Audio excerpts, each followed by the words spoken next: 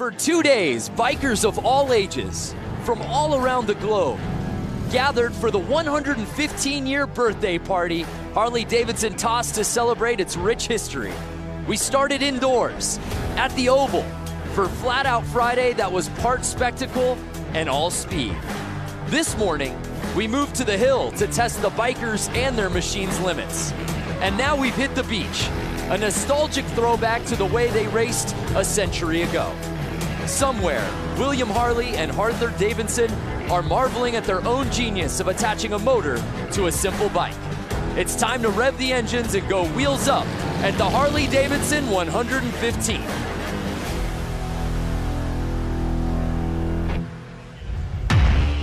Welcome to beautiful Bradford Beach in Milwaukee. It's been an amazing 2 days of events out here for the Harley-Davidson 115th anniversary celebration. We started out last night with Flat Out Friday. This morning we had a hill climb, of course, and we end out today's action for the Bradford Beach Bowl. It's the Bradford Beach Brawl live from Bradford Beach here in Milwaukee, Wisconsin, presented by the Race of Gentlemen.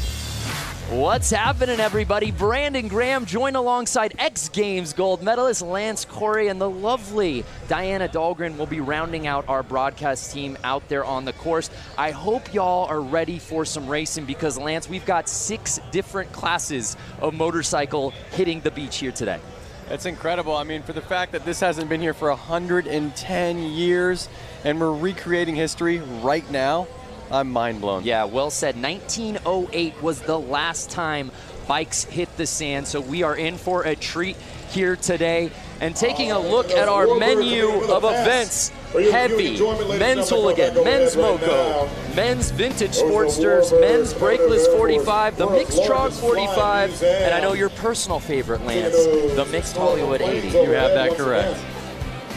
So we'll be seeing all of those classes hitting the beach here today. Just fantastic conditions. A little earlier today, if you were watching the hill climb, you saw what a muddy mess it was with the rain out there. Not a cloud out here that puts us in danger of any sort of precipitation. I think it's going to be ideal conditions. So before we get to the racing, as you see that beautiful commemorative flyover, we of course want to honor our country, and that's why before we kick things off, we started off with our national anthem, sung by Amy Eisenhut.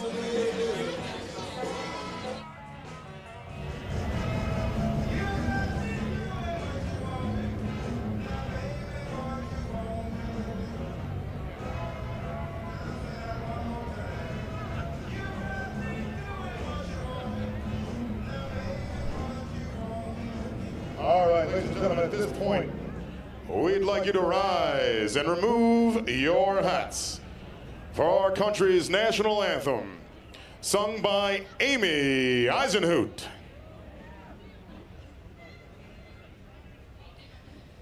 Oh, say, can you see by the dawn's early light what so proudly we hailed at the twilight's last gleaming, whose broad stripes and bright stars through the perilous fight o'er the ramparts we watched were so gallantly streaming. We've been down here since Monday morning at 6 a.m. essentially, pushing sand around, rolling sand, wetting sand, trying to get the gave proof through the night that our flag was still there. Oh, say does that star-spangled banner yet wave o'er the land of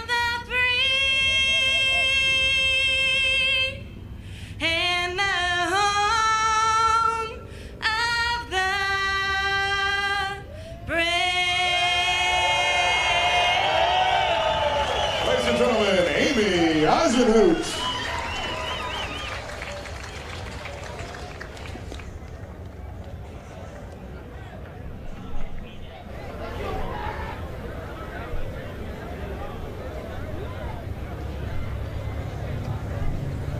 All right, ladies and gentlemen, we're getting ready for some elimination racing out here at the Bradford Beach Brawl right now. This is where we start eliminating guys. We're racing for grudge masters. We're drawing lines in the sand. That's how we do it out here.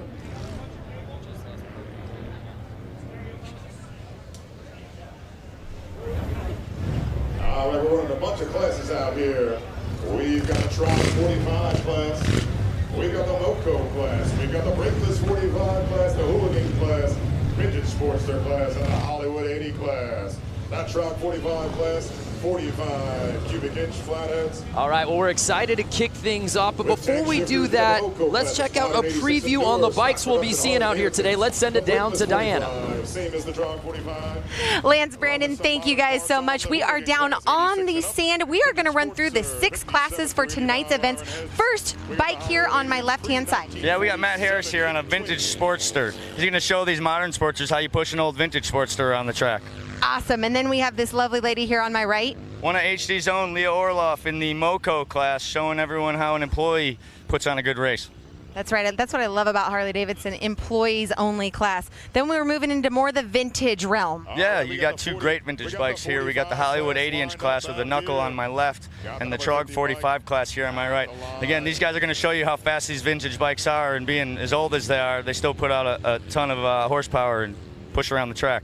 Not only that, he's wearing the Harley-Davidson vintage collection sweater that I have, and I love it.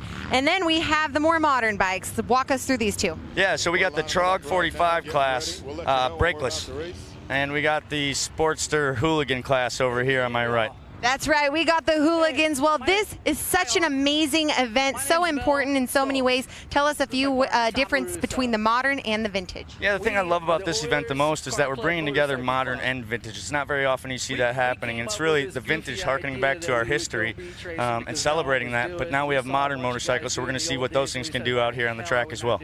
This race hasn't happened for a long time, in over a century. Guys, let's go racing.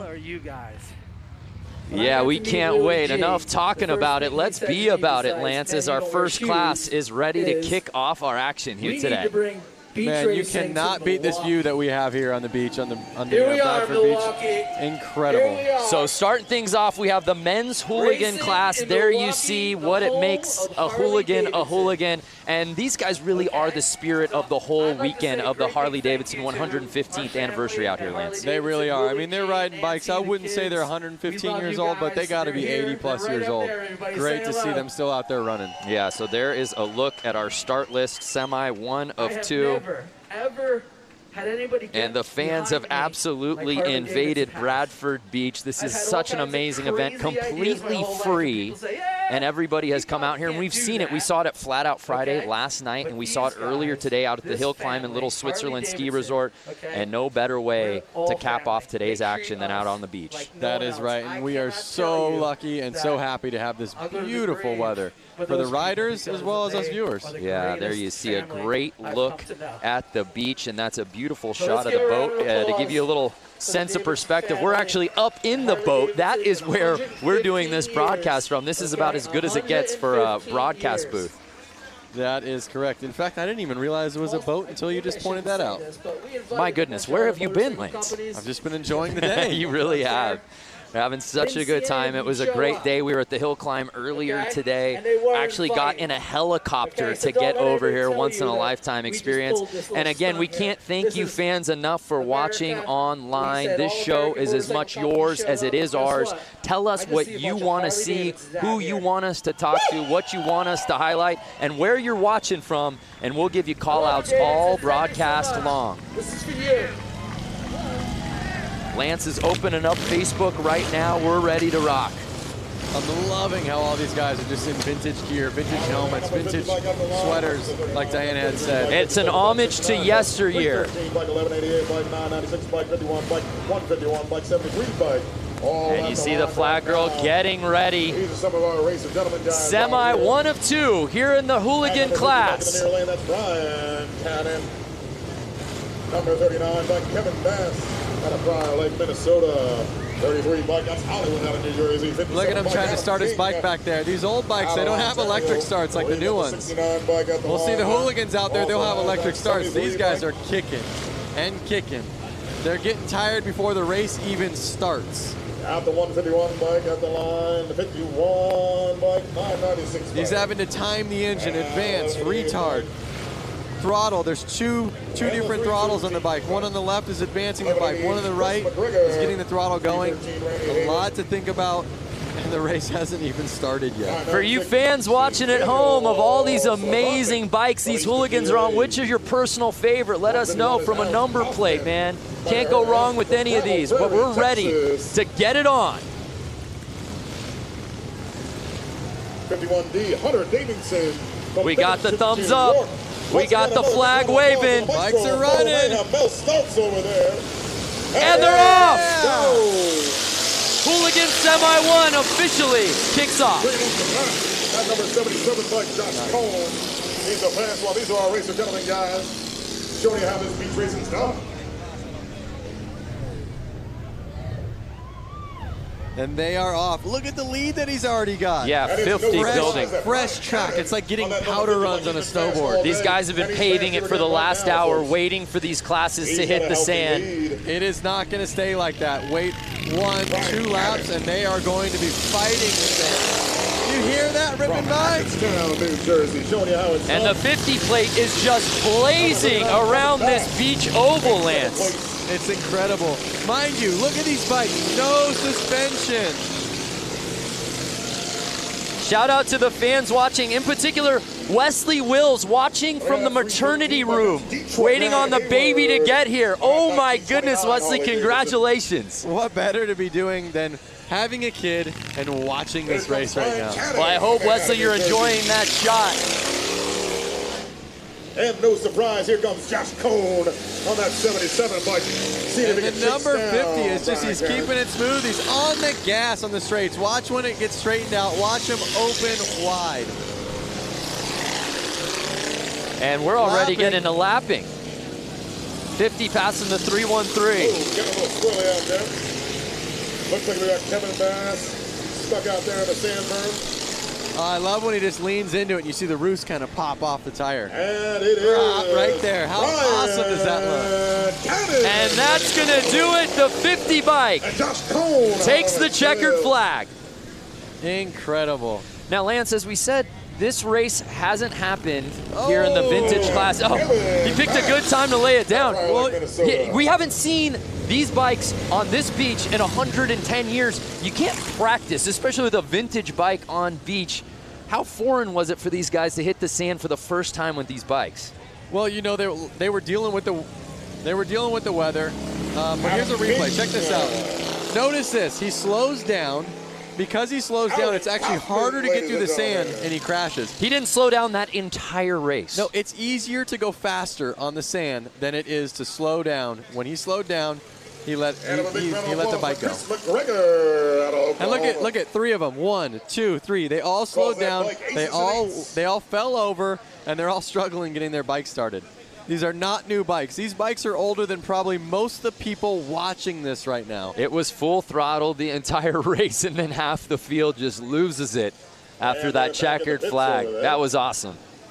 Really was. Really was. Give them a big round of applause. And the thing is, they all went down going low speeds. They're all laughing. They might not be laughing if their bike doesn't start after a minute, but they're laughing. Those are all guys that are racers. Yeah, we see a lot of fans for that 50 plate. Tim Connor, Walter Gerson Rodriguez, 50 killed it. That he did.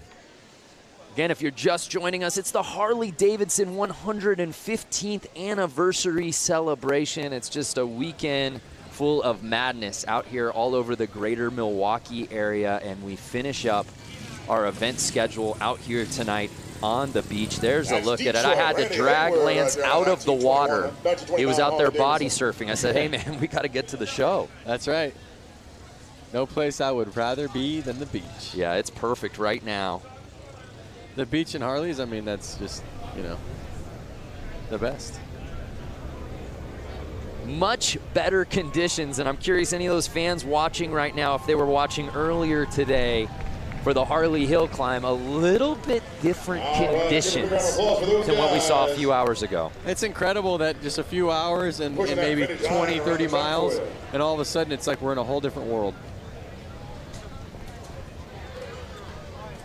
The fans have come out here in absolute droves, as you can see. Completely free event.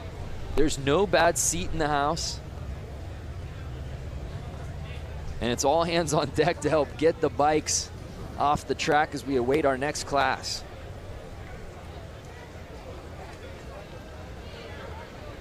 Jason Pasley, hi from Georgia. What's up, Jason? Ken Mendez was watching the hill climb. Love it. Glad you came back around. So Dan's saying he's from the west coast of Michigan. Would that be connected to this? I was told there would be no geography. So we move on here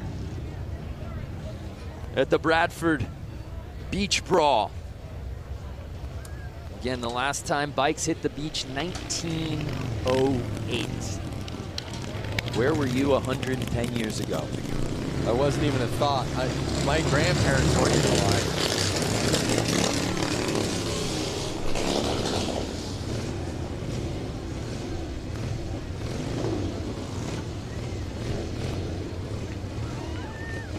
North Haven, Australia, Troy Taylor, stand up.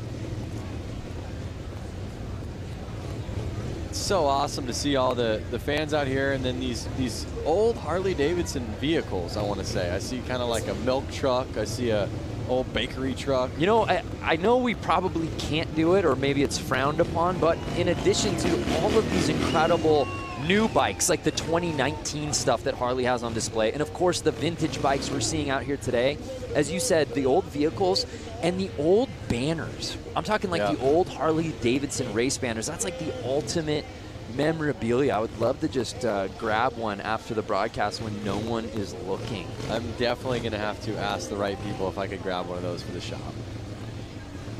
Great time from New York, Quebec, Canada, Bastien Briard. So I want to know all these people on Facebook Live right now. Yeah. Are they rooting for a hooligan? Ooh. And what hooligan do they want to see out here? Yeah. You know, take the win. Yeah.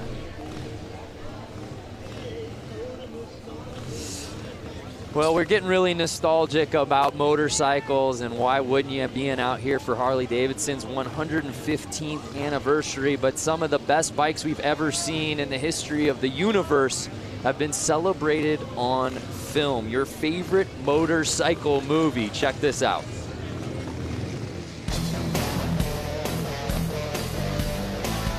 My favorite motorcycle movie is, I don't have one. I love them all. I guess I would have to say the Wild One with Marlon Brando. Terminator, because I had a fat boy. I like Wild Hogs. It's a lot of fun, and it kind of shows people it's the simple stuff in life. My favorite motorcycle movie is Wild Hogs.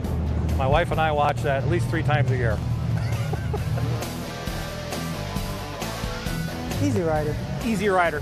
Easy Rider. Easy Rider. No question, hands down. I have to duplicate my husband on that one. Easy Rider is the motorcycle movie.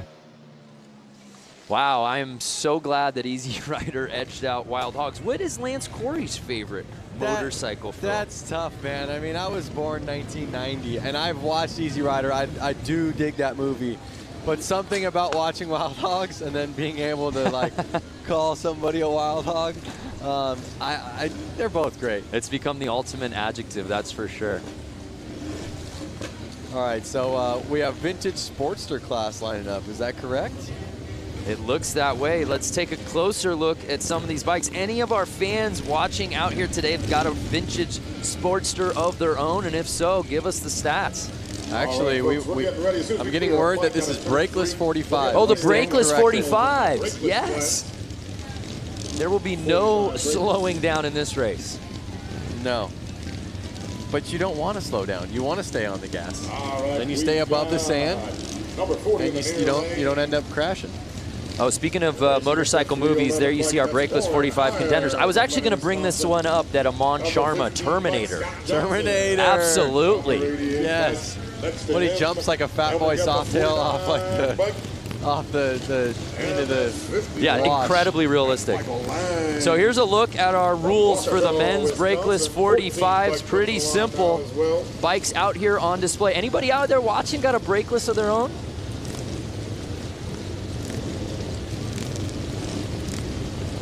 Number 311 once again is Warren Hire. Number 49, Kendall. So we've just got word that the brakeless 45 and the Sportsters are out there right now. We'll have to keep an eye on that. I love the camaraderie of class. So let's see who this track favors out here today. And it's 311 with the early lead on the outside. But he's leaving the inside track wide open for 15 to make the pass. Scott Johnson, number 15, pushing him wide and staying on the gas. Oh, I love it. That's one of the tactics of racing motorcycles is you can push people wide, and if you're a little bit above them or a little bit stronger, you can kind of run them where you want them to go. Right, well 311 got that whole shot early, but he left the door open. Yep. And it's Scott Johnson in the 15th place, leading the way. I mean, you can just hear how loud it is here. The bikes are ripping by. Uh-oh, someone's catching he's up getting Scott squirrely. Johnson. It's Warren here. Can he catch him? Taking that berm high in that Now, second Scott turn. Johnson and Warren are good buddies, so we'll see if they play nice with each other. Oh, we've got a bike down. We'll see what number that was. Look at this shot. Are you kidding me? Can Warren cut to the inside? Through the water, inside line. The people at the fence there. We got bystanders diving into haystacks. Oh, he got. And it's 311 who got the lead. Scott Johnson opened the door and 311 pounds and he goes down. Warren's down. Too much. Too much. What a race. That was so heavy. Scott Johnson held on. It's going to be his to win. Can he keep it? The back and forth between Scott and Warren was so good in this race. And then Warren puts the bike down. Oh, and it's one of those things, they're so hard to start. You can't just hop right back up and try to get back to where you were. Nice job, Scott. Wow. That race had a little bit of everything. Lead changes, fans diving off of the track. Yep. The leader going down.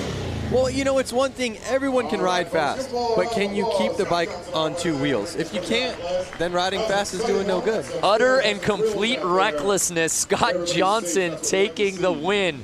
Let's take another look at this. So this was amazing. Whoa! Oh! Collision was going on. Yeah, you have to wonder if that got into the vision of the rider as well.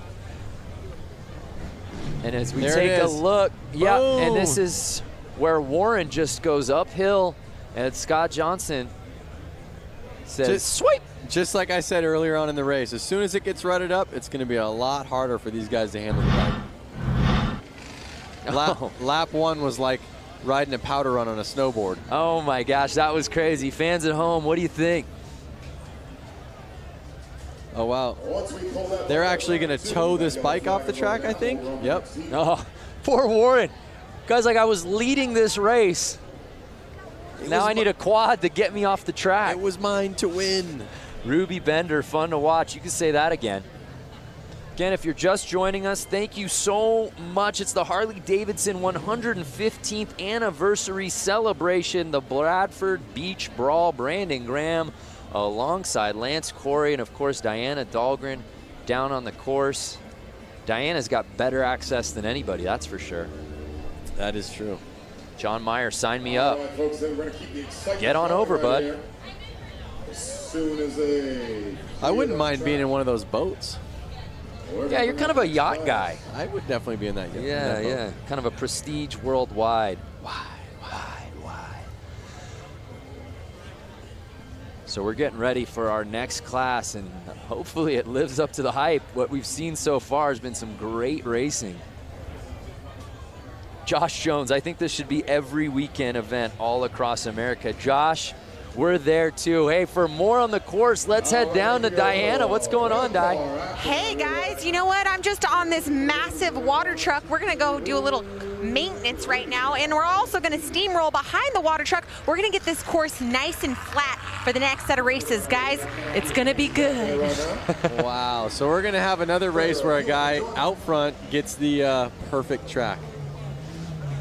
And there you see her pageant wave, like she's marshaling the parade.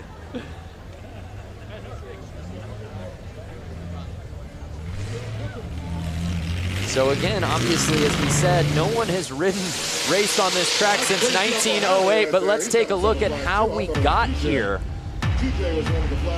It takes a village to get this thing going, but Lance, job well done by all of the contractors out here to make it possible for us to bring these bikes out today. It's incredible. And these guys, they're people that ride or hang out with the riders a lot. You can't just come out here and make a track if you don't know what it's like to ride the bike. Right. Yeah, you can't just merely push sand around and make an oval. There's absolutely a science to this. Definitely. And oh my goodness, Diana's got a t-shirt gun. Please cover small children. Protect your eyes. Diana, can you come over to the boat that we're in and shoot one over to me, please? Oh, there he goes with that Hudson engine. So we're going through some course prep. Let's check in with some of our fans watching right now. Where are we watching from? Hello from Portugal. What's up, Angelo Lopez? Gotta make sure we keep it safe for all of our riders out there. Brazil, Felipe. There you see Diana opting for the one-handed shot. Takes utter control. How about this guy? Driving his custom-made vehicle around. Think it's street legal? And I think that nobody seems to be bothered by it at all. There's a lot of wacky stuff going on for the 115th anniversary. Good times. Brian Mose from New Zealand, Kevin Morris from Rhode Island. I want to know who's the furthest from Milwaukee. I mean, Brian Mose. Yeah, I'm not a map guy, but I feel like New Zealand and Australia would be in the lead there. Didn't we talk about not getting into geography? Yeah.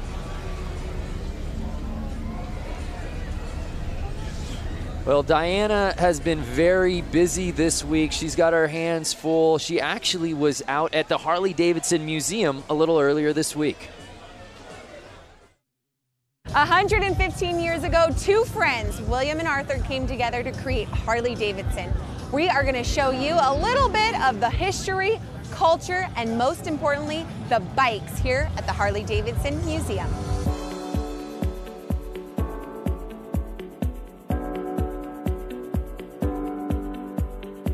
Behind us is the bike that started it all. Yeah.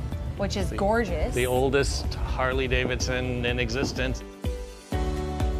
Both Bill Harley and Arthur Davidson were really avid bicyclists, and Bill Harley actually worked for a bicycle company here in Milwaukee, and their first project was to build a motor to literally put in a bicycle. You can see how they kind of shaped the frame so that it would embrace the engine, and that kind of set the standard for what we still do now. Can I write it out of here? Well, first of all, you'd have to guess it out. This is actually dated July 20th, 1901. This is original. So this is the original drawing from Bill Harley and where did you recover? For a bicycle. This? The Harley family saved it. They had the foresight to save stuff from almost the very beginning. Over there is the book from 1907 when they incorporated, and they actually began a program of saving at least one bike new right off the line in 1915. Wow. And we do that to the present.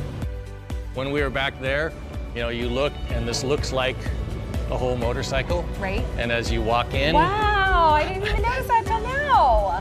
That's amazing. See, it works. This thing's completely taken apart. So, you know, the idea here in this whole room is to give people, you know, a sense that the engine from the first bike we built today is the, you know, real heart of the motorcycle, both, you know, obviously from making it go, but from a design point of view, we always show that beautiful engine like it's a jewel in a setting.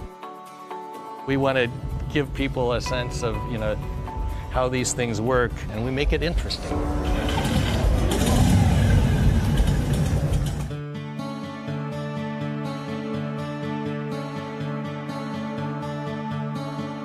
By 1920, we were the largest motorcycle company in the world and sold over 28,000.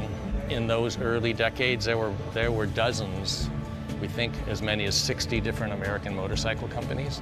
By the time we came out of the Depression, there were only 2 companies left. You know, the major turning point was World War II. Over the course of World War II, we made almost 90,000 military bikes. What kind of jobs in the military were Harleys actually assigned to? They were mostly, they called them dispatch riders. Okay. So they were taking messages from one place to another. Our story weaves in and out of the story of American history. This is the bike that this badass cyborg Arnold has to ride. Schwarzenegger. The real Captain America in the comic book, he rides a WLA. Right. The original didn't come with flamethrowers and stuff like rocket launchers. Like the Terminator, one thing that's great is it's kind of, you know, it's not just like a car, it's a character. So Jim, we've walked around, there's a lot of stuff in this museum. Yeah. When you think about motorcycling, it's not just the bike, it's the black leather jacket, and all the uniforms, and then all the things that people do to add to their bike. So we've got, you know, just an incredible array of things to help tell the story. What do you hope each person that sets foot through this door gets? If you come into this place and you're a Harley-Davidson enthusiast, we're gonna stoke that passion further. If you got dragged along by somebody and you don't think you're gonna like it, you're gonna leave thinking, you know, that was actually interesting, and I've never really thought much about motorcycling, but that's an interesting subject. There's something for everyone here at the Harley-Davidson Museum, that's for sure. That's the goal. Wow, just a tremendous story. And it's worth the price of the trip to come to Milwaukee. If you have no other plans, go to the Harley-Davidson Museum in downtown Milwaukee. You will not be disappointed. I've been there more than a handful of times, and even watching that video, I get just stoked on. Yeah, you get chills, and Jim's absolutely right. Whether you're a wild hog, just getting onto a motorcycle the first time, not even interested, there's something for everybody there, and you walk away, I think, wanting to get a bike, that's for sure. You don't even need to be a motorcycle rider, like you were saying. To see the American history and the fact that somebody was doing that so long ago. The longevity of the brand. I mean, we talk about it being the 115th anniversary, but he put things in perspective really well, that after the Great Depression, there were only 2 motorcycle brands left in the world. Yep. And Harley was one of them. It's so awesome. It's so awesome that it's still here, still living the dream, and every enthusiast is keeping it running. Well, we thank you for joining us here for the Harley-Davidson 115th anniversary celebration. It's the Bradford Beach Brawl, and we've just got some course prep going on out here at the beach on Lake Michigan. And it's been a gorgeous day thus far. We're a few races in. It's been a lot of fun. They started setting this thing in order earlier in the week, Monday, I believe, and the digging began on Tuesday, and here we are Saturday, and this ends our amazing event schedule. All hands on deck, as we said, everyone playing a role out here. And at its core, it's really for the fans, and everybody gets to come out here, a completely free event. And there have been people who have been here all day long, mind you. There's been other contests going on. We were calling the events over at the Harley Hill Climb in Little Switzerland Ski Resort, which is about 30 minutes away. And there were people here long before the bikes got here on the beach today. That's very true. And they have the museum party going off. That's right. There's bands over there, live music, you know, new Harley-Davidson Ford trucks. There's so much to see, all the new bikes. There's a look at what our last couple of days has looked like. Of course, we had the Flat Out Friday last night, which is always super fun. That was in downtown Milwaukee proper. And then we went down up north, I should say, to the hill climb earlier this morning. And we had to get from that hill climb dot out here to the beach and our bosses were afraid that just grabbing an Uber wouldn't get us here in time. So we got to the chopper. Yep. We got a helicopter ride, Lance, Diana, and I, and some of our production staff to get over here. So that was amazing, and we're having a great time. And we hope you fans watching at home are staying with us. We still got plenty of racing to go. Hey, before we cut to that feature at the museum, I asked who was watching from furthest away, and I want to pay that off. Martin McKinney said that he was watching from the southern point of Victoria, Australia. So if you know anything about Down Under, that may be the furthest point from Milwaukee, Wisconsin. That's a good chance. Mary Thompson, you're watching from Minnesota. That is not the furthest point from Wisconsin. But we love that you're watching. Yep. El Paso, Texas, Terry Reed. So let us know who you want to see, what classes you're most looking forward to. If you've owned one of these bikes or any of these types of bikes, would you bring it out to the sand? Because I think a lot of these guys say, oh yeah, I'd ride the hill climb, or heck yeah, I'd go into the arena and do the oval on the concrete. How many of you guys and gals with bikes would take it out here to the beach?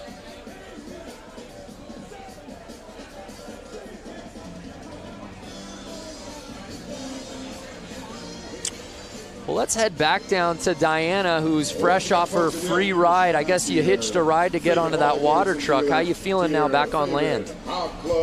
I'm back on land, and it was great. The track maintenance is so crucial when it comes to this beach racing. And you know, to think about it, over 100 years ago, we didn't have machinery like this. So it just makes you wonder what track conditions were like back then. But for now, the course is smooth, it's going great.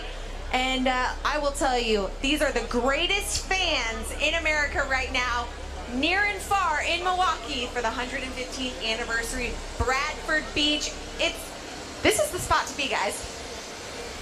Yeah, there's no doubt. She's got the best seat in the house, and we're getting ready for our next class that will be hitting the beach, the Hollywood 80, Lance. All right, folks, listen, it takes a village to look around, look at your feet, see if you find a wallet. We got a young lady missing a wallet. So there you see fans in attendance. We've got fans in the infield. We've got fans out here. There's some stadium seating just east of the sand. And lines of traffic. I feel like cars are even stopping near the beach just to roll down the window to get a view of this thing.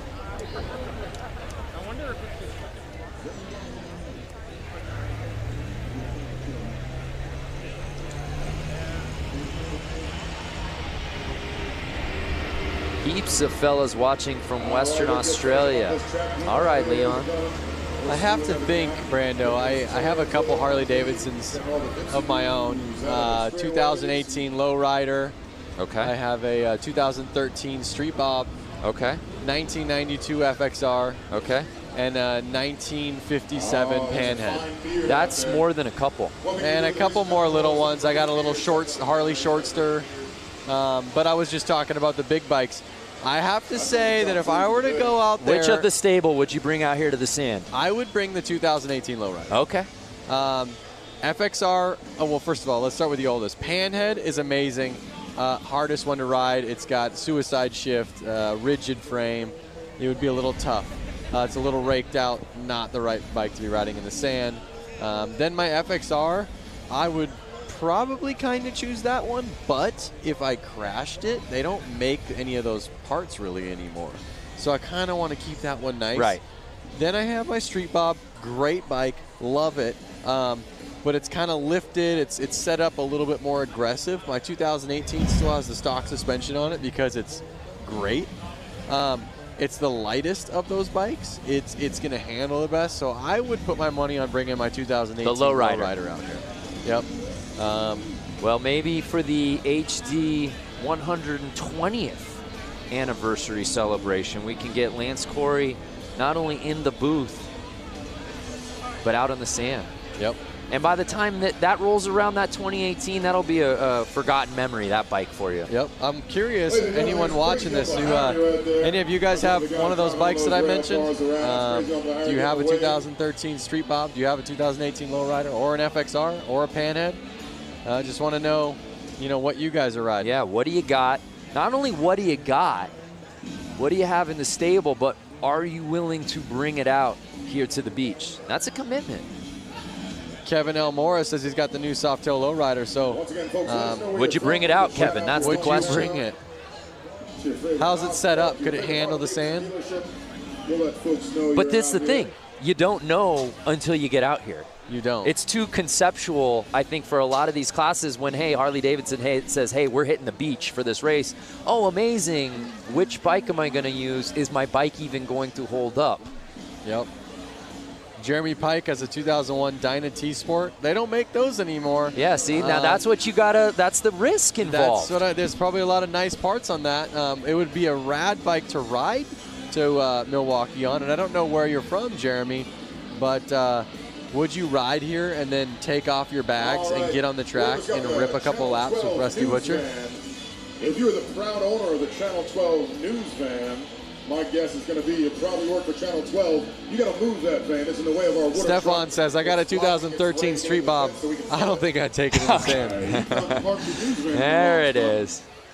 All right, well, while we wait for this next class to hit the sand, let's head back down to the beach with Diana. This is a rider that you've seen in many classes here this weekend, JJ Flaherty. So many titles under your belt. You're such a great sport and ambassador for the sport of Harley-Davidson and everything that it involves. Talk about the 115th anniversary. Oh man, this is huge, and I love that they brought the racing stuff back here to Milwaukee because it's everything. I think racing should be top priority. In my opinion of things. But yeah, growing up, being just, local to Milwaukee and like going to the 90th, like I think the first one I remember is the 90th, 95th, the 100th, and I started doing BMX shows at the 110th, and now I'm here racing at the 115th, so. Let's talk about that. You were at the hill this morning. Oh my goodness, the conditions there were treacherous. Now you're on this nicely manicured sand track. Luckily I got a little bit of a motocross background too, so I think that's helped me in these turns, especially 1 and 2. It's pretty greasy, it gets rutted up. Now we have tons of thousands of people watching live right now, and you're sitting here about to go on this course and race. Explain the feeling that you have right now about to go onto this course and lay down some sand. I was going to say lay down some tar, but that doesn't apply here. Well, I hope I'm not laying in the sand in front of all those people. I already did that once today. But it's a pretty awesome feeling for sure. Any adrenaline? Oh yeah, for sure. Tons of adrenaline. Well, we've heard it from JJ Flaherty. Big round of applause for this guy. Such a great sport. And let's see if we can take first here in tonight's hooligan class. See you, JJ. Thanks. Guys, back to you. JJ Flaherty has had himself a day in the all-white leathers. He was competing in the hill climb earlier today, and it was a muddy mess. Of those fans who are watching, you know what we were talking about. No one went unscathed, but JJ Flaherty made it all the way to the championship round in his class, ended up having to settle for second place, but man, he looked so good at the hill climb this morning. I got lucky enough to see a photo that was taken from about eye level of the track. He legit looks like Evel Knievel flying. Launching. Yeah. He had to have been 10 feet off the ground. Yeah, and what's crazy is while we were doing the broadcast live, we knew he got some air, and I think we both went, whoa, and then we saw that photo in perspective, and that is so cool. I hope that JJ is able to get his hands on that because that's frame-worthy. Definitely. It's definitely Instagram-worthy. Yep. So I think we got the Hollywood 80 class coming out right now. If I remember correctly, they said it was like knuckleheads. All right, we got the final I'm a knucklehead. Hollywood class coming out to the line right now. Hollywood class. And you know what I love about all of these classes, whether it's vintage or Hollywood 80, is not only obviously the bikes, but even the plates paying homage to another era. Yep. Twins out there. Notice these bikes have little tank shifters on them. Like I said, you got that double throttle going. That's Frank Rick. These bikes are a lot harder to handle. As the times change, they made the bikes easier to ride. You know, they put a front brake on them. They put a clutch on them at the hand. They let you shift with your foot. Some of those things made the newer bikes easier to ride than these older bikes that have, like I said, the advance and retard and the left throttle, the actual throttle on the right, and then the clutch as your foot and the hand shifter. So you have to take your hand off the bar every time you want to shift. as well as you have to take your foot off the ground. So if you're at a stoplight, you only get 1 foot on the ground. There was way more to think about. You have to think way far in advance while doing it. That's wild. And yeah, for you fans watching at home going, was this just a man head-to-head race? No, no, no. Bike's slowly coming back out here. We'll have a full field. So again, I think I see a buddy of mine, Scott Jones, number 50 out there. It looks like him, but maybe it's not. No, the 50 plate, that's B. Cannon. Oh boy, well Scott, you look like Cannon. You're putting your friend on blast right now. I bet you it's him on somebody else's bike. No, he's actually got hand tattoos, I think. I'm totally wrong.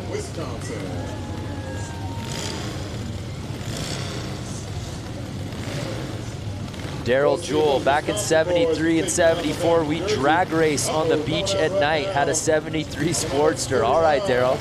So awesome. Out of Brawl, Lake, Minnesota. I'd love to get my hands on that Springer for my Panda. Mike Melanie Lazelle interview the flag girl. Yeah, she's kind of stealing the show out here today. Yeah.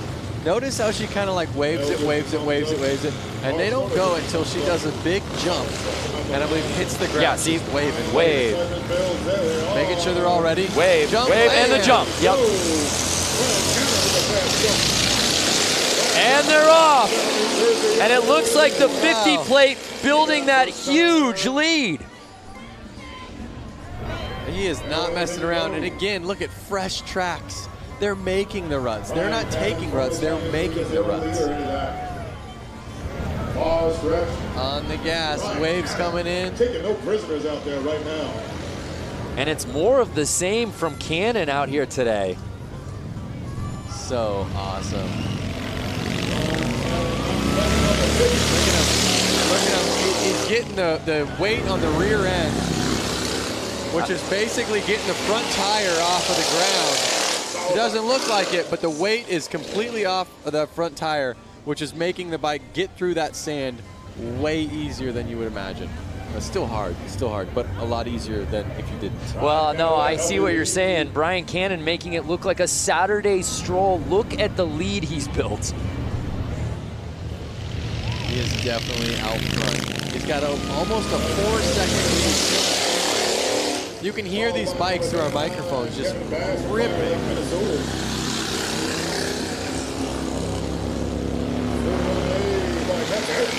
So this is the Hollywood 80 main, and it's Cannon's race to lose. He can ride as far outside as he wants at this point. Look at him looking back like, can I chill out right now? One lap to go. And ladies and gentlemen, it is, as we suspected, Brian. And it's Brian Cannon with the win. In second place, Kevin Bass from Fire Lake, Minnesota. I see 2 Basses out there. Well, Seabass and the guys offered to pick up our tab. Don't go there. Okay. Not yet, I guess. So Brian Cannon leaves no doubt about it. Just riding like his head is on fire all day out here on this course. And this time, though, Lance, he finishes the race and stays on the bike. And he really put it down there. It's always nice to come out for that vengeance. Looks like number 88, Frank Rick, laid it down that last turn. It's always nice when you can go twice in one day, right? When you have more than one race. I think the first race you kind of just get the EBGBs out, you know? You're ready to go, and then you finally are like, all right, I'm ready. And if you're just joining us, this is a weekend full of races. A lot of these guys that we're seeing out here tonight at the beach, we saw earlier today at the hill climb, and a lot of those same guys we saw last night at Flat Out Friday. Yep. A lot of motorcycle racing for a lot of these guys. It also involves some bike switching. Now we gotta help you, huh, buddy? Look at all the smiles coming off the track, all their friends, mechanics, maybe bike owners that are letting their friends ride their bikes.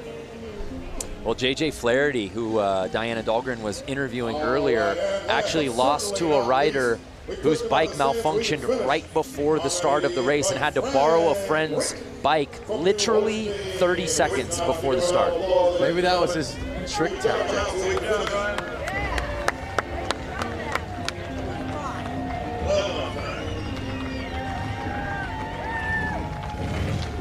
Watch your back, buddy. Watch your back. So here's another look at Cannon. And he was riding outside for most of the race. As we take another look when he gets inside, Lance. Oh. Well, you notice that once the race gets going and they start to form ruts, he's kind of dodging them. And you saw him kind of fall into a rut in the first corner, and then he kind of came out. Then as he's going into the next corner, he's trying to take a line that nobody's taking yet. So it's a lot of thinking ahead, patience, while staying on the gas, you know? So now it's time for Heat 2, I believe. Heat 2 of the Hollywood 80 main. To me, this is looking like the Hooligans. Oh, this is Hooligans. There, yeah, we've already switched. I apologize. My scoring monitor is not keeping up with the torrid pace of the racing out here today.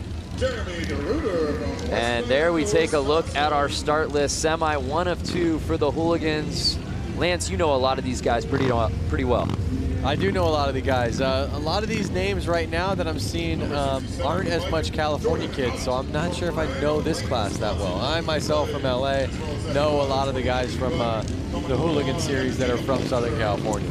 Do you say you're an LA guy, or do you say you're a Valley guy? I would say LA. When I'm out of LA, I say LA. And they're off! So it looks like 34 has the lead, but he's keeping the inside open. Can 33 make the pass, Bear? And he does! Look at these bikes. You can see they're newer, faster. I mean, these guys are throwing roost. But also note how much they're kind of squiggling through the lines right now. There are that many more ruts. They are having to dodge the ruts or drop into them.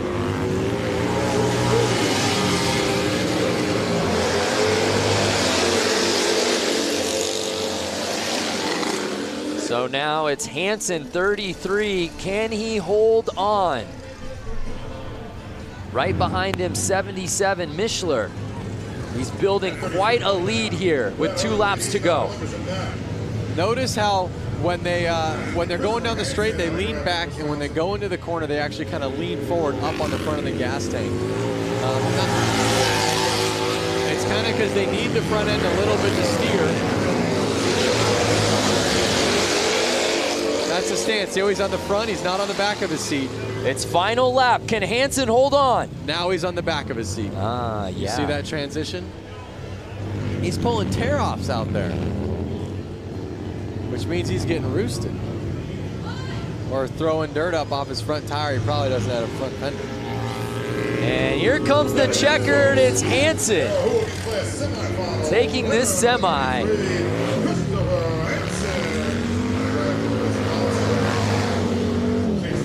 I see a question right here from Walter Rodriguez. Is there a hooligan group of riders around New York City?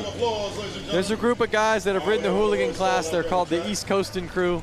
They're out of Connecticut, New Haven, Connecticut. I want to say that's what, maybe 45 minutes from New York City. They have ridden hooligan classes, and they kind of do stuff like this. I don't think they're here this weekend, but there are people on the East Coast doing this. See Mike Melanie Lazelle, 33 must-ride dirt bikes. So let's take another look here down the stretch before that first turn. And early on, it was the 34 bike, but he went outside, and 33 was able to pounce, and there was no looking back after that first lap. Like I said before, those ruts are kind of messing with these guys now. They're having to hold on to a wild animal almost. A little bit different than riding your Sportster on the paved ground.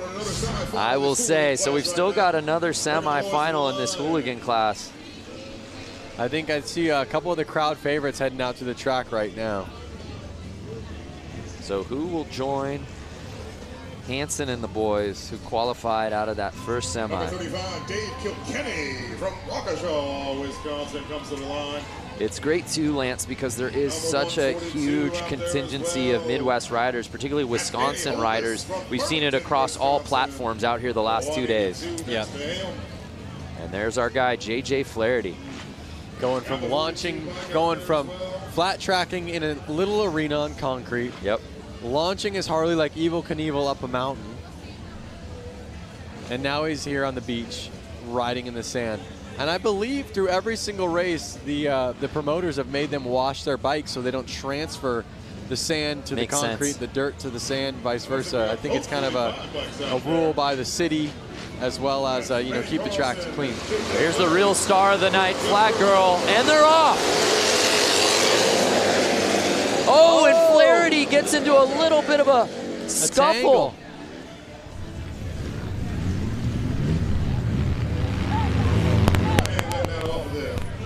Oh, we've got ourselves a battle, Lance, right at the top. Oh, yeah. Flaherty staying on the inside, though. Yeah, he's playing this thing right. 142 still leading, but he's on the outside. And now it looks like he's finding his groove, Lance.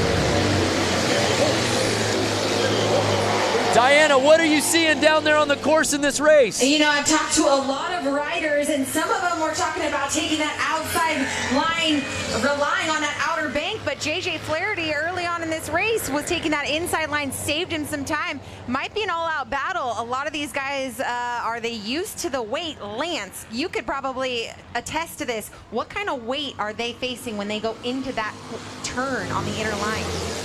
Well, I mean, they're already riding bikes that are... Oh, no! Flaherty goes down! Our man we were keeping an eye on is down. His friends are running to him. I'd love to see a replay of that so we could see what happened. Oh, we need to see that one more time. He was behind Holbus less than a second, and he goes down with 1 lap to go. JJ Flaherty and Danny Holbus have ridden together for a long time. They're good friends. Unofficial results right now have Holbus winning that semi, or at least taking the lead. Hopefully it looks like Flaherty's okay, but yeah, we need to see another look at that. That's for sure. And again, this kind of goes on what you asked, Diana. That bike's 500-600 pounds, and he just tangled with it. Let's check this out. Yeah, here we go. Let's see what went wrong for JJ Flaherty. He was trying to pull a tear off. Oh, yeah. The ruts. The ruts. Yeah, Diana, is that what you saw down there with JJ? Saw the tangle up, but also what I saw, guys, was the camaraderie. I don't know if you saw Atkins, better known as the Rusty Butcher, come right up to him, check on him, see how he's doing. There he is again with another hooligan.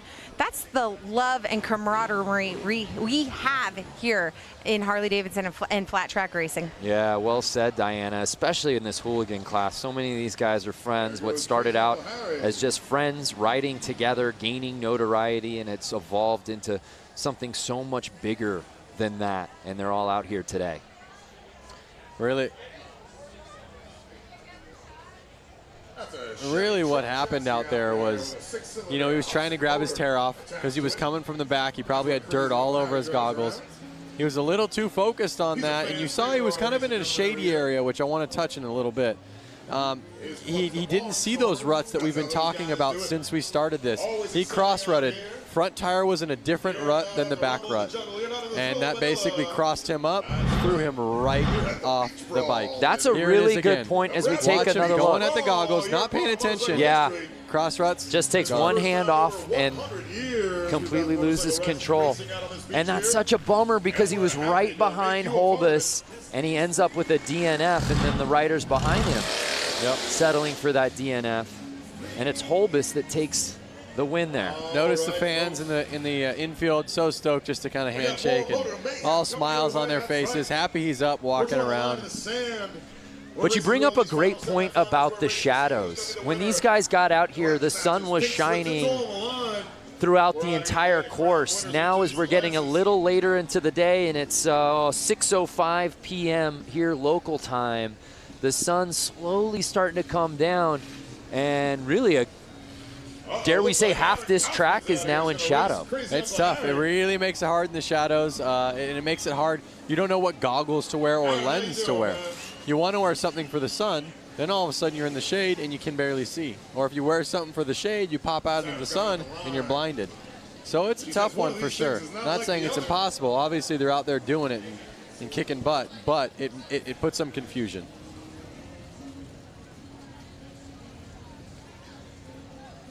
So we're shaking it up a little bit out here for this one, as you can see.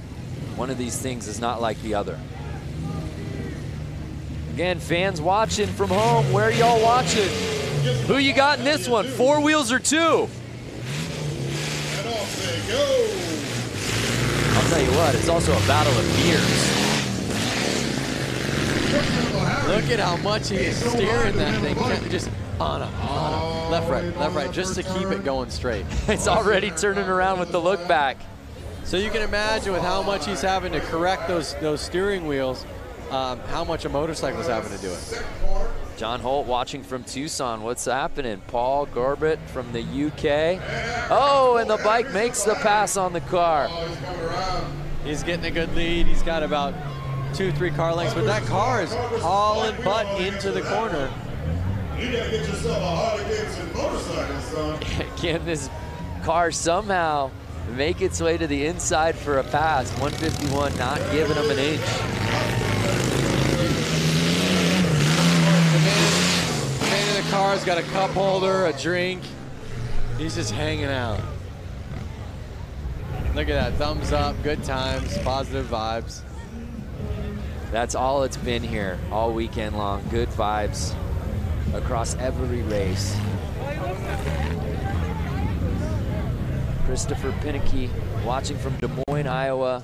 Randy Serta, California. Australia now, Louisville, Kentucky. What's up, Trevor? What would you ride, the bike or the car, Brando? I'd go 2 wheels. 2 wheels. How about the viewers? You want to drive that car or ride that bike?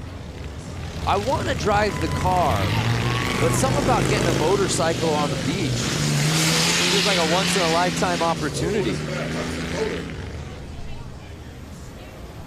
Oh, now the speed's picking up a little bit here. What happens on this turn? That's what we do, ladies and gentlemen. We throw a bunch of one thing to note. Who comes out on top?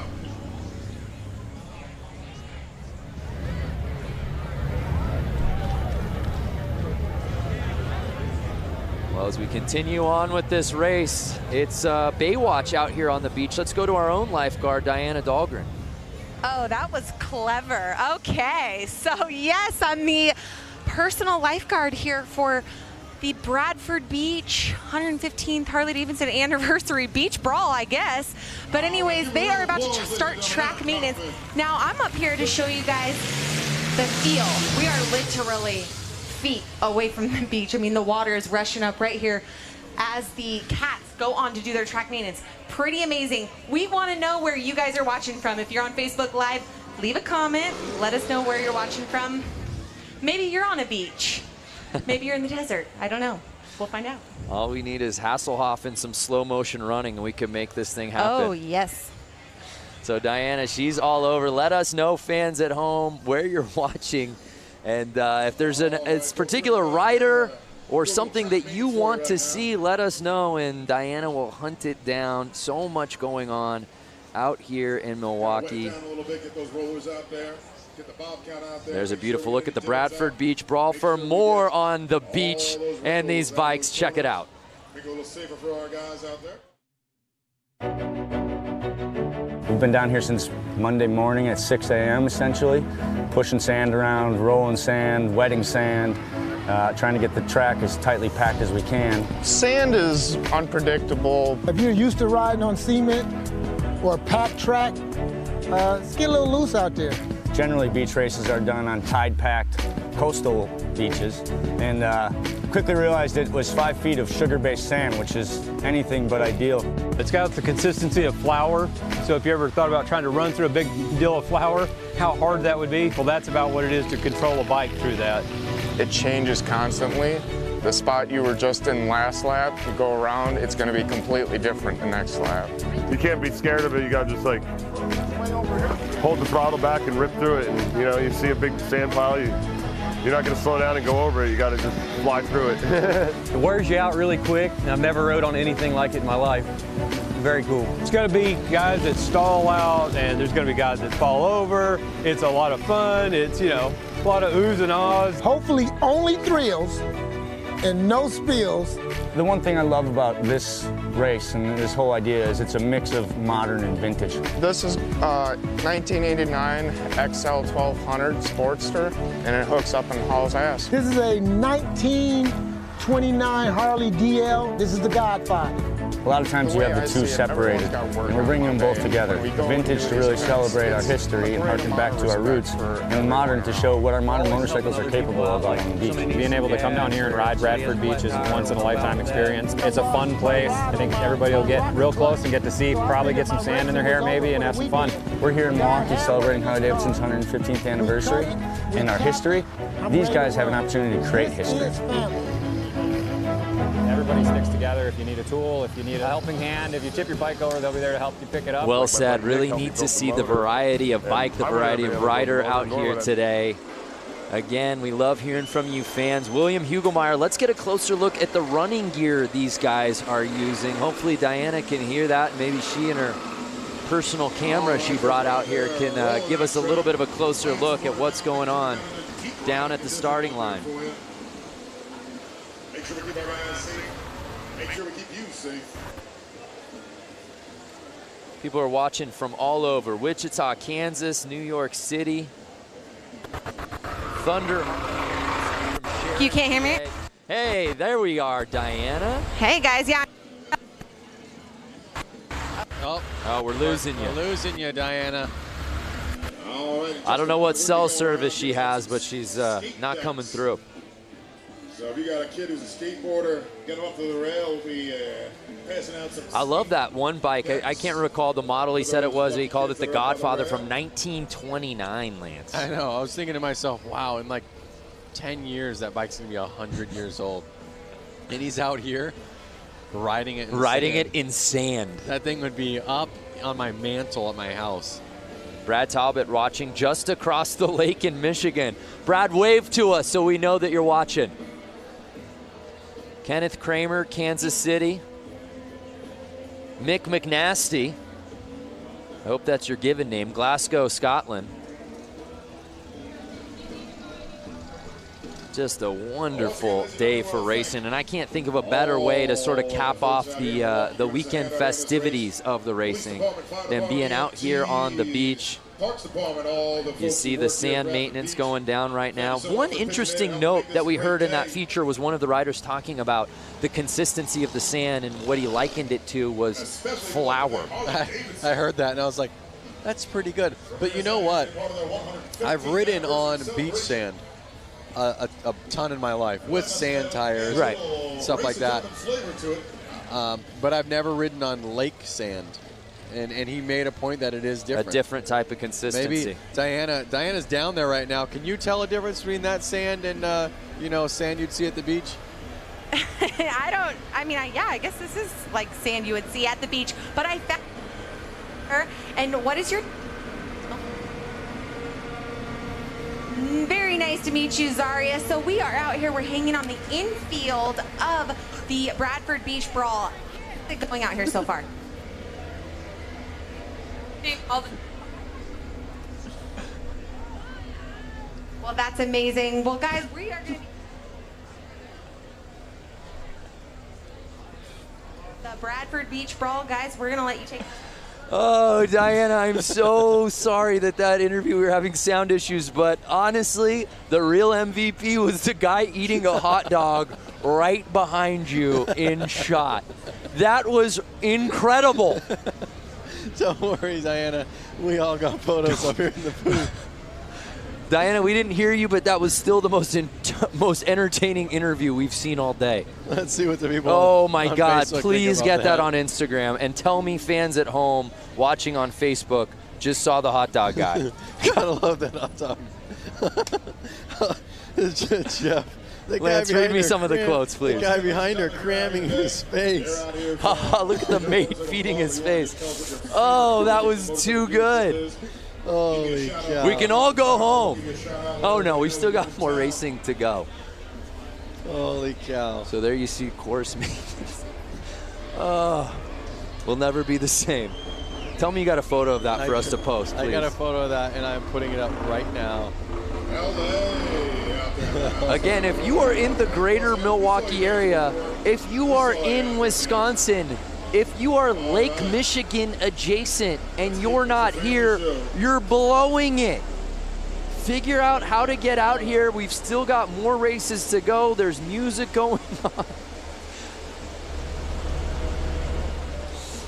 So we talk a lot about all of these riders being stoked on one another and the friendship, but let's just take a closer look at the camaraderie amongst these group of riders. The way I see it, everyone's got work on Monday. When we go and do these events, it's a great amount of respect for everyone around. We're always helping other people out, like if somebody needs some gas or if somebody has a flat tire, we'll help out with that. I lost my rod on my rocker clutch, so I figured my racing was over for the weekend. A guy had one in his car, we cut it, we tapped it, I'm ready to run.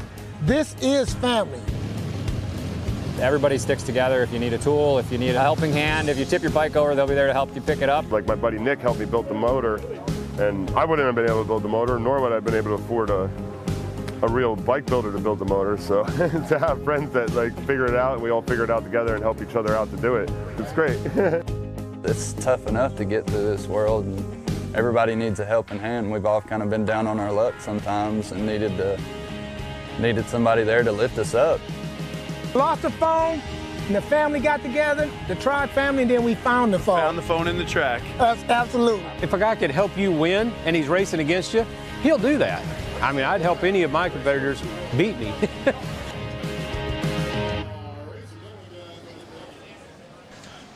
Such an amazing time here on the infield of the Bradford Beach Brawl. Geez, that's a tongue twister. But anyway, standing here with a lovely lady I just met.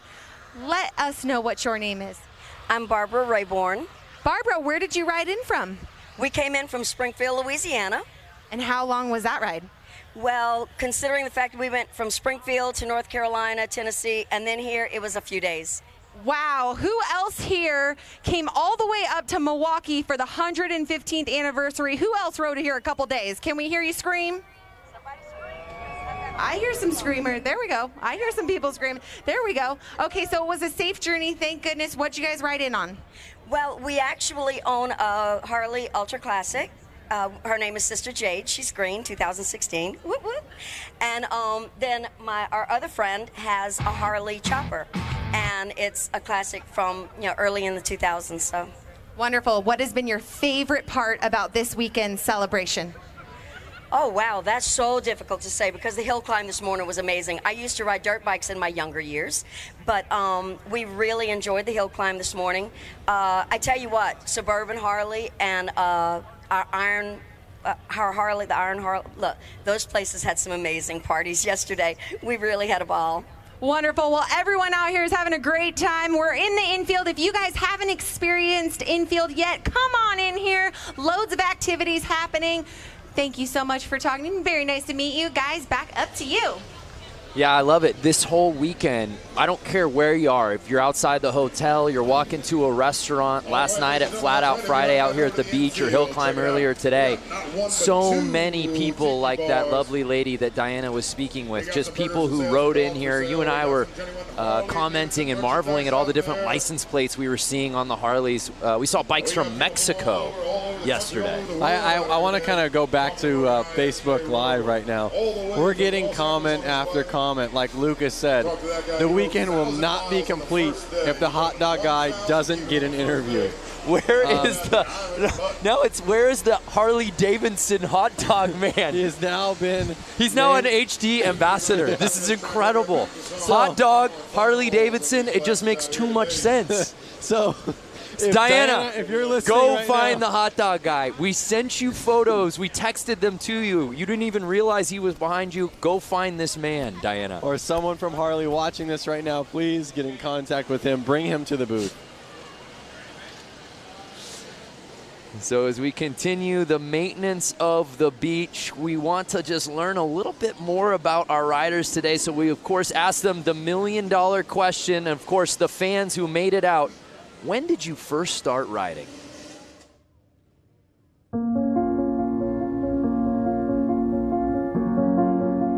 I started riding when I was very young. I had 2 older brothers that rode, put me on a bike when I was very young, pushed me and said go, didn't tell me how to stop, nothing. And ever since then, I've been hooked. I started riding 30 years ago. Why? Because I love speed and I'm an adrenaline junkie. My first Harley was a Deuce, 2001. And well, it was a dream became true when I was so young. I've been a Harley since 12 years. And I fall in love with Harleys. And I've been riding since the day I turned 16. I had a little Honda 150 delivered and I've never been off of it. I've always liked motorcycles. I had the fear of them.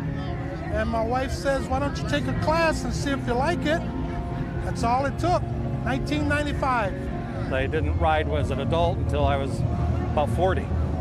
And, but I just kind of heard the call of the road, haven't looked back since. Yeah, everyone's got a fantastic story on how they first discovered motorcycles. Lance Corey, professional rider, X Games gold medalist, freestyle. Tell us how you got into riding bikes. I just had, actually my parents did not ride. I had a cousin, 2 cousins that rode motorcycles. They were a bit older than me. When they grew out of their PW50s, one of them was handed down to me. So I've been riding since I was about 4 years old, into motorcycles my whole life, and got a Harley-Davidson right when I turned 16. It was only fitting. You can get your license, you can get a Harley-Davidson. Love to hear from our fans on Facebook watching right now. When did you get your first bike, and what was that first bike? Who got you into it? Love to hear those stories. I have to say a lot of people on there have to be saying PW50. I think every kid, you know, even if they're 40 years old now or something, they all kind of started on the PW50. And I would imagine and hope that most of them, when they could get a driver's license, went to a Harley-Davidson first. That seemed to be the general consensus out here, that's for sure. And we move on to our action. And then you see the sun fully setting out here now as that starting line getting completely shaded. Hot Dog Guy has really taken the comment section off the rails here on Facebook. We'll try to find him, but we've got some racing to get to. The mixed TROG 45. These are pre-1952 bikes, 45 cubic inch flathead motorcycles. Again, and you saw that, it said tank shift. So these guys have to push their clutch in with their foot, shift with their hands. So they're gonna have to take their hand up the bars during this race. Ooh, well, at least it's smoother out there for them.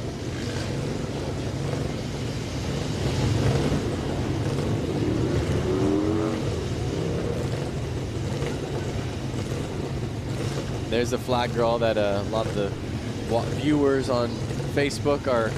There's been some standout performances out here today. Flat girl leading the gate. Obviously, Hot Dog Guy coming in hot. Hashtag Hot Dog Guy. Please, if you're out there watching this and you love that, please hashtag Hot Dog Guy. We're going to run them again right after that, but we're going to reverse the order. Just give everybody a fair shake. And you see, even with the course holds and the maintenance, fans are not leaving. They're here to watch some action.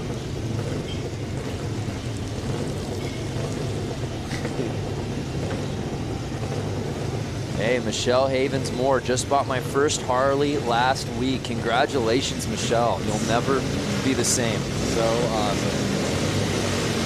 Uh-oh. Hold off. What's going on? Oh, are they shutting their bikes off? We're getting word of something. Again, this is the TROG 45 class These bikes are pre-1952, and we're just getting word that they're actually adding 2 more competitors to this heat. Why not fill the track up with more riders, a little bit more going on? Let's go to the pen. 1188. Get yourself up to the starting line.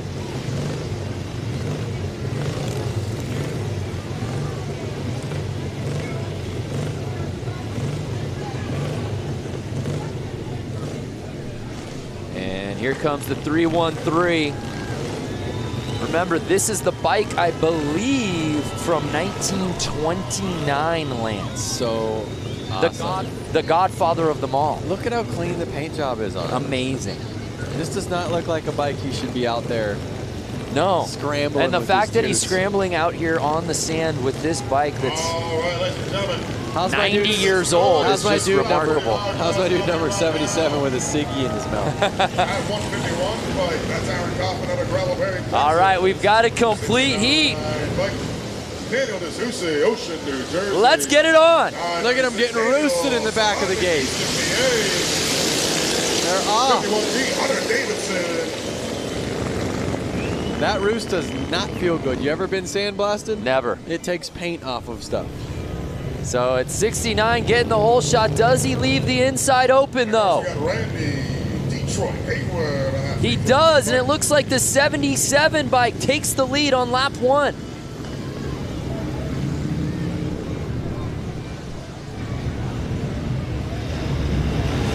That looks like fun. 77 black, no surprise in the lead. Looks over his shoulder. That's cold. 77 say, come on, give me your best. Then come on, I got a ciggy in my mouth. I'm a ripping. Give me something to work with. It's golden hour out here at Bradford Beach. We have so many 313 fans out there. I mean, this is just, by the way, professional athleticism at its finest with the ciggy in the mouth. Notice how the number 77 is leaning that bike into the corner, foot out, dragging. That's the stuff that looks fun. Watch him, put his foot out, he's dragging. Look how much he leans that bike over. Look at that thing. Look at that lean. Committed, so committed. And again, he keeps turning over the shoulder, waiting for somebody to come chase. Can the 69 bike catch him? Look at that. His bike's starting to smoke though. Was it smoking like that when he started? Yeah. And I don't think it's the cigarette. No. Ladies and gentlemen, your winner of that heat, number 77, Josh Cone. Josh Cone. What a great race. Uh-oh. Bike might have broken. Well, it picked the perfect time to do it. And the TROG 45 main. Love seeing these stories, by the way, from all y'all talking about how you first came across your first bike. Keep them coming. We're going to bring these guys back around. We're going to run them again in the reverse order that they missed. Well, he might have a leaky valve or something right now. Is he looking over his shoulder to try to, you know, say hi or kind of show off? What do you think? That's what I'm trying to make a point of. He keeps looking over. Give a round of applause. I think he's encouraging his fellow riders, hey, come catch up. Does he have a knife on the side? This guy is a savage. Wow. Knife, He's holstering a knife, smoking a cigarette. Doing donuts. Doing donuts after the win. Life is good for 77. My boy Josh out there. Look at the smiles after the race. Look at that. Everyone's smiling. Less cell phones out, more smiles. Yeah.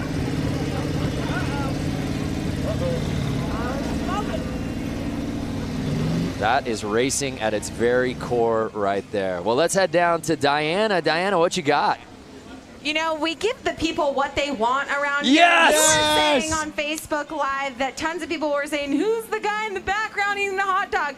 That's Kevin. And Kevin is a Milwaukee local, and he clearly loves hot dogs. He's even out in 95 Harley, and I do love hot dogs. Yes. He has a 95 Harley, and he loves hot dogs. So, Kevin, you're a man of many talents. Let's talk about it. You're an engineer. You have a boat. You have a Harley.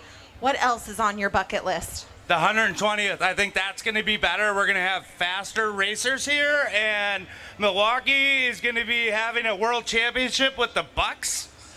And the Packers will be 3 years in a row Super Bowl champions. God bless Wisconsin. We love Harley. And cheese. Manufacturing, I want them to stay here. But God damn it, we love Harley. Amen. Woo! This guy's famous, and we give the people Everybody what they get want. a hot dog. Where's my beer? Okay, so Brandon Lance, we're going to take it back to you. Giving the people what they want right here. Kevin! Our day is complete. Diana, thank you so much for tracking down Hot Dog Guy. We thank you. The people of the great state of Wisconsin, thank you. And everyone watching on Facebook, thanks you. A lot of Hot Dog Man fans out there, that's for sure. Amen. Buy that guy a beer. We gave the people what they wanted. Hot Dog Man for President 2020.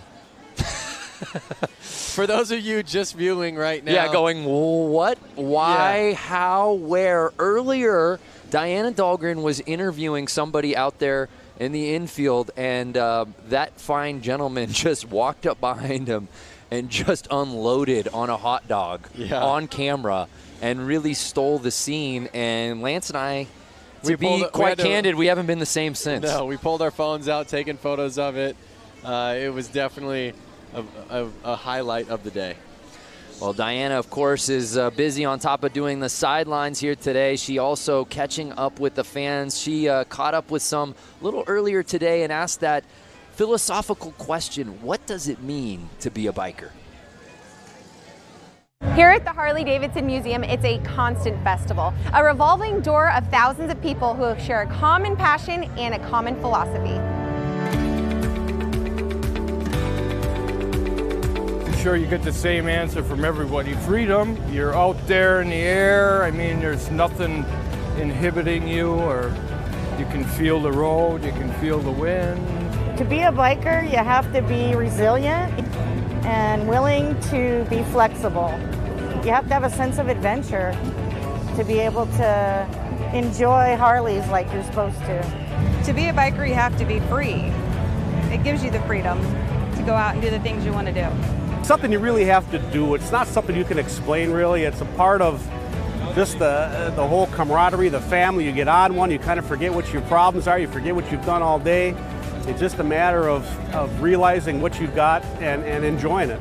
To be a biker, you have to be someone who loves to ride. I mean, that's the reason we do it. Something just kind of hits you here. It's just the rumble. I just love it. I get tears in my eyes thinking about this one. It's a way of life. It's something I've been doing for 52 years. And once you get on a bike, it's so free. It's just a freedom that it's hard to describe unless you do it. I'll never forget the first time I got to ride. It was on the back of my dad's bike, and it was indescribable. Luckily, some of my friends are able to put it into words.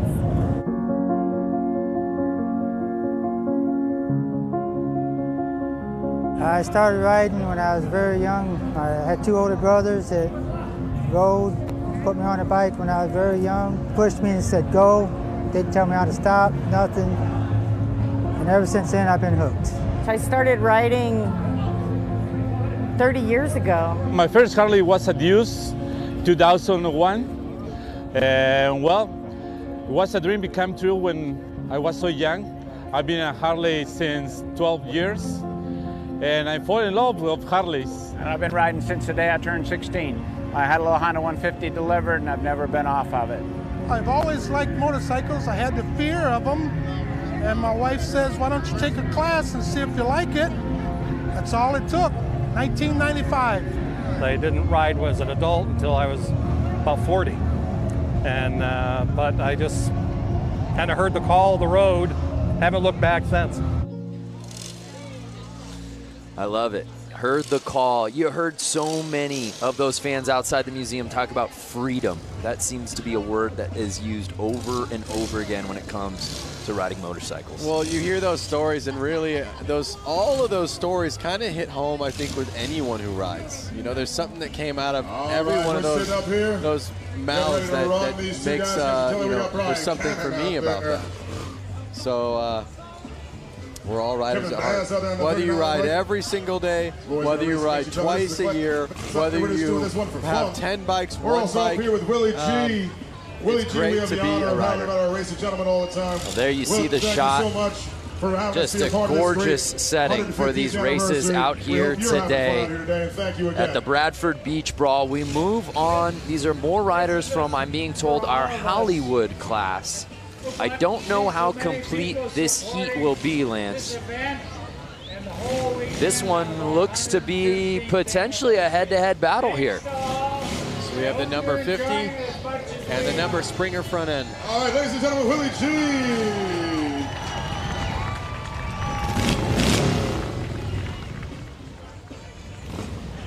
So that 50 bike has had no problem with this course out here today.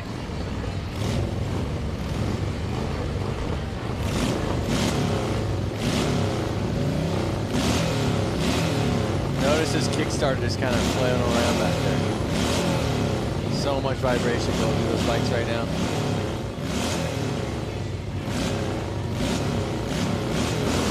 And they're off.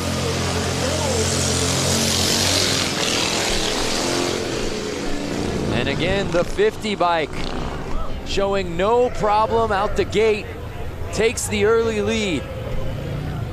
Is 50 gonna do it again? Yeah, let's find out. He's leaving the inside open. Number 39. But no, 50 around that turn is able to maintain the lead. There may be no looking back for him now. The Hollywood 80 exhibition race. Look at him roosting.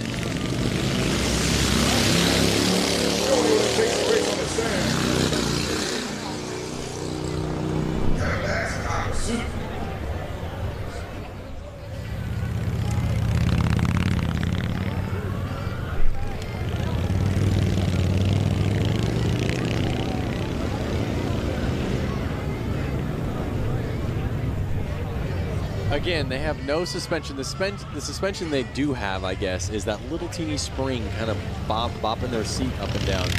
And to no one's surprise, it's Brian Cannon, ladies and gentlemen. So Brian Cannon just keeps winning these heats, whether it's a semi, a quarter, a final. Oh, and he does what he did in his first race win. Drops the bike after the checkered flag. Maybe it's a signature move. Love it. Steve, no fear 50. Yeah, that's the way he's been riding today. Lance, what's the oldest bike you've ever ridden on? The oldest bike I've ever ridden on.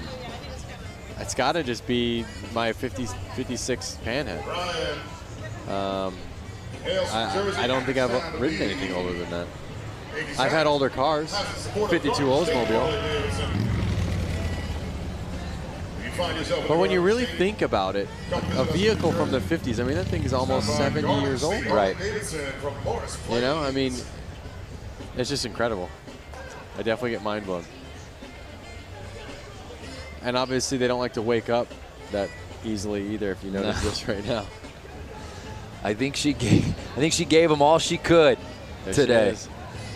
The fact that he's gotten through 3 races with this bike and has been the first one in the checkered flag in each of those 3 is impressive enough. And that bike is held up. He gets it started. And this one a victory lap for Brian Cannon. Like Michael Shepard said on Facebook, the first time he fell was practice. That one was for real. Another big round of applause for Brian Cannon. He dug it on out of the sand. Bring it back around for you right there. So Brian Cannon showing love to the fans out here in Milwaukee. Great day of riding for him.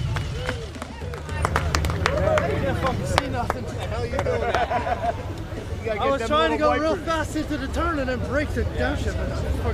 It's the Harley-Davidson 115th anniversary celebration. We had Flat Out Friday last night in downtown Milwaukee.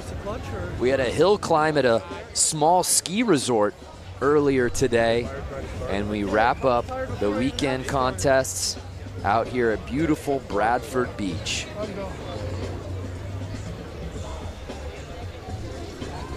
no bad seat in this house because, well, Lance, we're at the beach. That's right.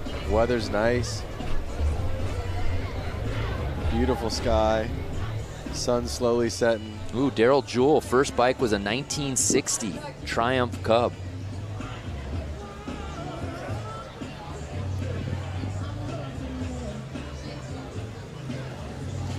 So the sun is setting on a gorgeous day out here on the water. Weather has been perfect. The conditions have been fantastic. Folks, I got crazy Uncle Harry up here. He's riding that rail car. Harry, come up here, wave to everybody out there in the field. This is crazy Uncle Harry. And we're still not done. Look at that sunset. Come on. Well, it's a 1932 Chevy truck chassis with a 51 Hudson Hornet engine. Which Instagram filter is that? That's hashtag no filter. No filter right there. That's just real life. Real challenge in the corners, but we had a blast. All right, great. And you got another Hudson, right? What's that one all about? I've got two others. I've got a So it looks like we've got our next class starting to slowly line up. We'll get word on who that is. Thank you, Harry. We see the 1188 bike Uncle Harry, man, out he's been here. riding that rail car. I'm being told it's the brakeless 45. That's about it for that. We won't see that anymore. We got to give that some TLC in the pits. We're going to run this brakeless. Those are some boots right there. Final out here. That's the brakeless 45 class. They are. How long do you think it takes to lace up? Those look brand spanking new. Killer boots, man. He's new boot scooting. So who will join the 1188 bike? This isn't just a timed race. Let's get some competitors out here. Yep. Well, one thing I have to say is the hooligans are coming up right after this class. And I'm excited to see those guys bang bars. Yeah. You know, Ooh. Rubbin's racing. Chad Mata with an interesting idea pitch. Hot dog man on a bike. Maybe for that last hooligan race, we can get him out here? We've definitely already signed a contract with him. I'm actually representing him now, by the way. He's my client. So it's all got to go through me. Holy cow. I'm going to get my 10%. Believe you me.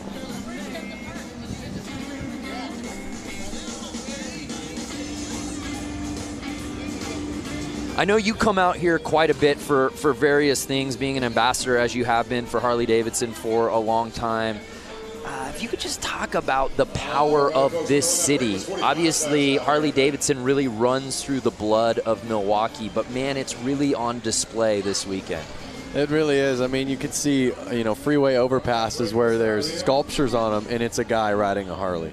All through town, there's Harley-David memorabilia, whether it's inside bars, inside restaurants. Everything kind of goes back to Harley-Davidson.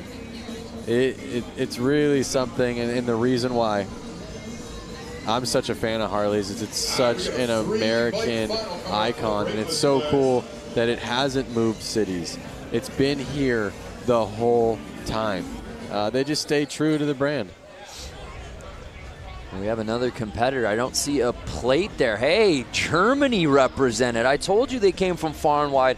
I don't know that he rode from Germany, though. Well, maybe he rode his bike onto a cruise ship, sat on it Sat the on whole the way bike here. the entire trip. Yep. Plausible.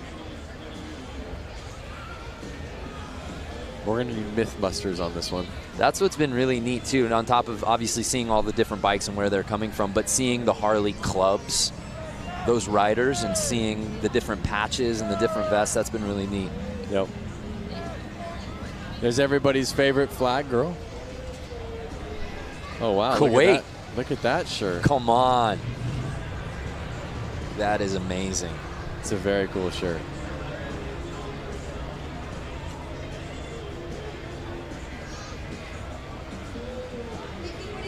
Charleston, South Carolina represent. And as we're taking a tour of different fans watching here in attendance from different places, again, let's reset the question on Facebook. Where are you people watching from?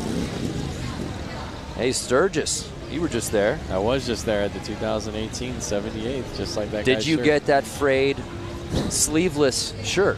while you were there? I did not. That's your look, though. Or you only do that with the jean shorts. Yeah. You don't do that with the tops. The jorts. That's right. The jorts. Yeah.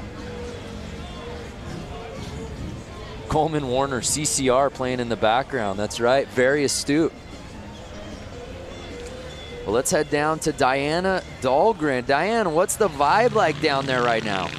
I am standing here with a hooligan, Benny Carlson, and you know what? We know him because, put your arms out. We got to show, there we go. We know him because this flair that he always has coming off of all of his jerseys. Very well known. We've seen you at X Games, avid flat track for hooligans.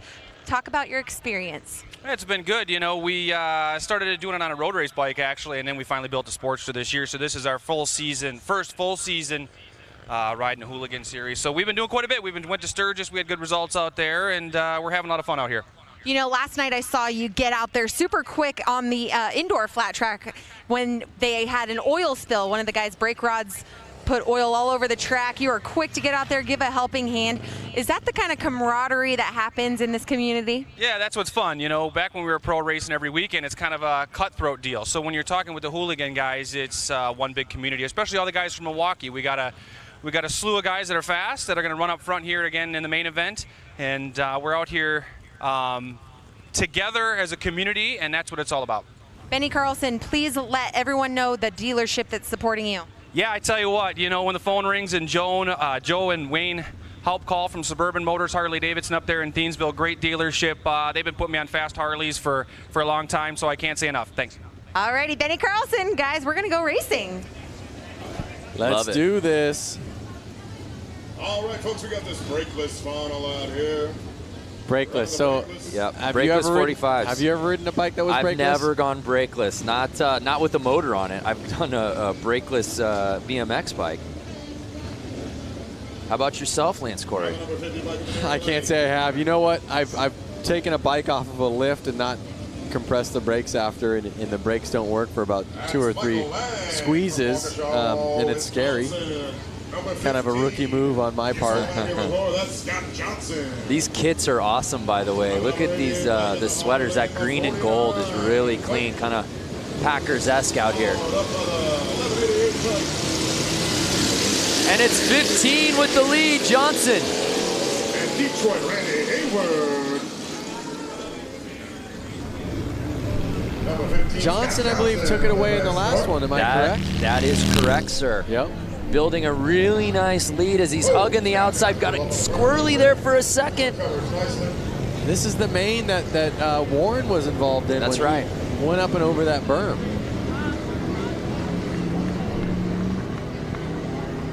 There you go. And right now, Johnson just building that lead as he hugs that outside wall. I was just going to say, notice how Johnson's almost kind of riding the berm.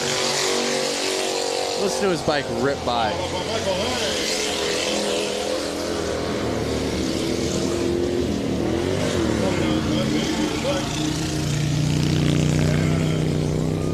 Detroit, Randy Hayward. Uh-oh, we got a bike stalled out in the corner. Well, I don't know if it was stalled out, but it was stuck. There he is. Yeah, 1188. What's going on with his bike? In the new boots. New boot scoot. Notice some of these guys like himself, they're not wearing glasses, goggles. I mean, you get one roost. Yeah, these are brave men. I mean, we're talking about sand here. Look at that, riding the berm. Yeah, Johnson just leaving no doubt about it. Whoa. Oh no! Just as I say that, he makes things interesting, but he's built such a lead, Lance. Don't speak too soon. Awesome shot on the straightaway there.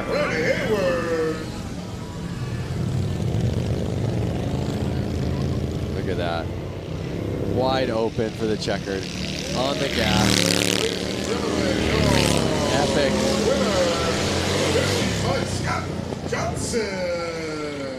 So Scott Johnson takes the checkered here in the brakeless 45 class. Yep. And he went out front. He owned that race. Yeah, there was no doubt. Got the whole shot. Rode outside early, and then there was no looking back. Let's take another look right out the gate. Just so much control right from the start. He had it in his eyes. He had it in his brain. I'm going to be the first one in corner one. I'm going to rail these corners, and I'm going to take home this checkered flag. Scott is a local, so, you know, did he sleep in his own bed tonight? Was he the most comfortable? Was he secretly training on these beaches? Big round of applause for Randy, everybody. Detroit. Yes. Nearly a 90-year-old bike. Yeah, just incredible. 1929. So awesome. So Scott Johnson, he did make it interesting a little late, but again, just had such a sizable lead. No one could catch him.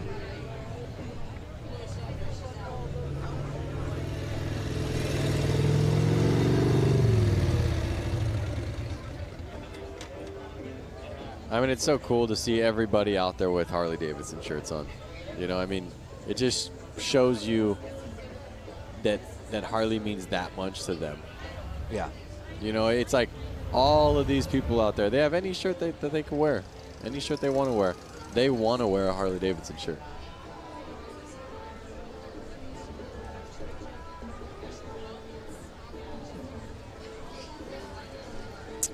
While we get this course maintenance underway, let's look back at this week. Diana Dahlgren went out to the Harley-Davidson Museum for a tour unlike any other.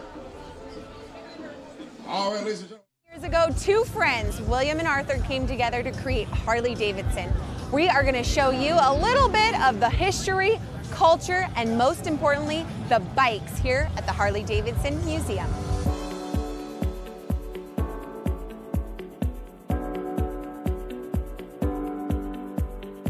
Behind us is the bike that started it all. Yep.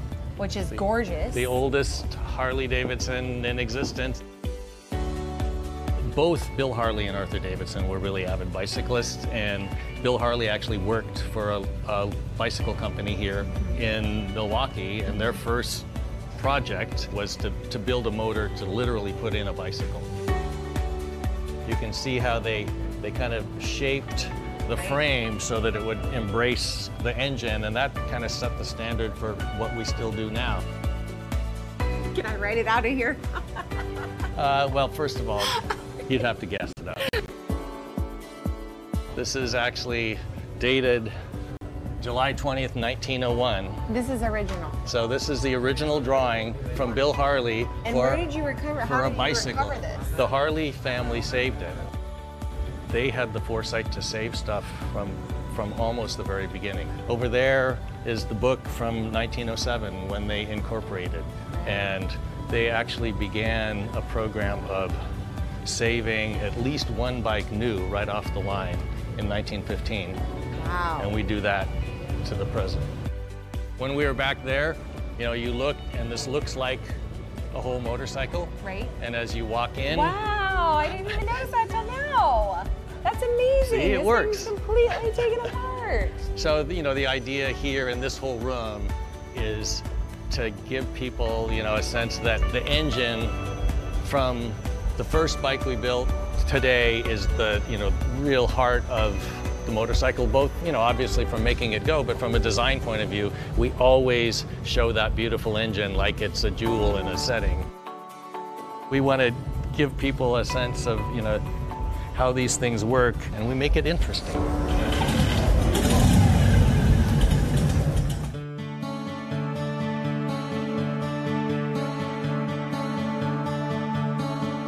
By 1920, we were the largest motorcycle company in the world and sold over 28,000. In those early decades, there were dozens, we think as many as 60 different American motorcycle companies. By the time we came out of the Depression, there were only 2 companies left. You know, the major turning point was World War II. Over the course of World War II, we made almost 90,000 military bikes. What kind of jobs in the military were Harleys actually assigned to? They were mostly, they called them dispatch riders. Okay. So they were taking messages from one place to another. Our story weaves in and out of the story of American history. this is the bike that this badass cyborg Arnold has to ride. Schwarzenegger. The real Captain America in the comic book, he rides a WLA. Right. The original didn't come with flamethrowers and stuff like rocket launchers. Like the Terminator, one thing that's great is it's kind of, you know, it's not just like a car, it's a character. So Jim, we've walked around. There's a lot of stuff in this museum. Yeah. When you think about motorcycling, it's not just the bike, it's the black leather jacket, all the uniforms, and then all the things that people do to add to their bikes. So we've got, you know, just an incredible array of things to help tell the story. What do you hope each person that sets foot through this door gets? If you come into this place and you're a Harley-Davidson enthusiast, we're gonna stoke that passion further. If you got dragged along by somebody and you don't think you're gonna like it, you're gonna leave thinking, you know, that was actually interesting and I've never really thought much about motorcycling, but that's an interesting subject. There's something for everyone here at the Harley-Davidson Museum, that's for sure. That's the goal. Such an incredible experience. We encourage anybody out here that hasn't gone to the museum, I don't know why you wouldn't. Go there now. If you're thinking about, hey, I'd like to go see it, maybe do it. Go. You will not be disappointed. Hey, we've still got a couple more races to go out here, Lance. Up next, the Hooligan Main. I know this is one that the fans out here at Bradford Beach very excited about. That is for sure. These bikes have a lot more power than the other bikes you've been seeing out there. They're a little bit easier to handle. They have proper hand clutch, foot brake, foot shifting. So they are going to get a little bit higher speeds, and you're going to see these guys go wild. Well, let's go down to Diana as we continue to see the course maintenance happening. Diana, what you got? Yeah, I'm standing here with Scott Johnson. He just took the win on that last race. Congratulations, not only taking the win there, but earlier this evening. I mean, you're just dominating tonight. Thanks, I'm having a really great night. It's a really amazing track.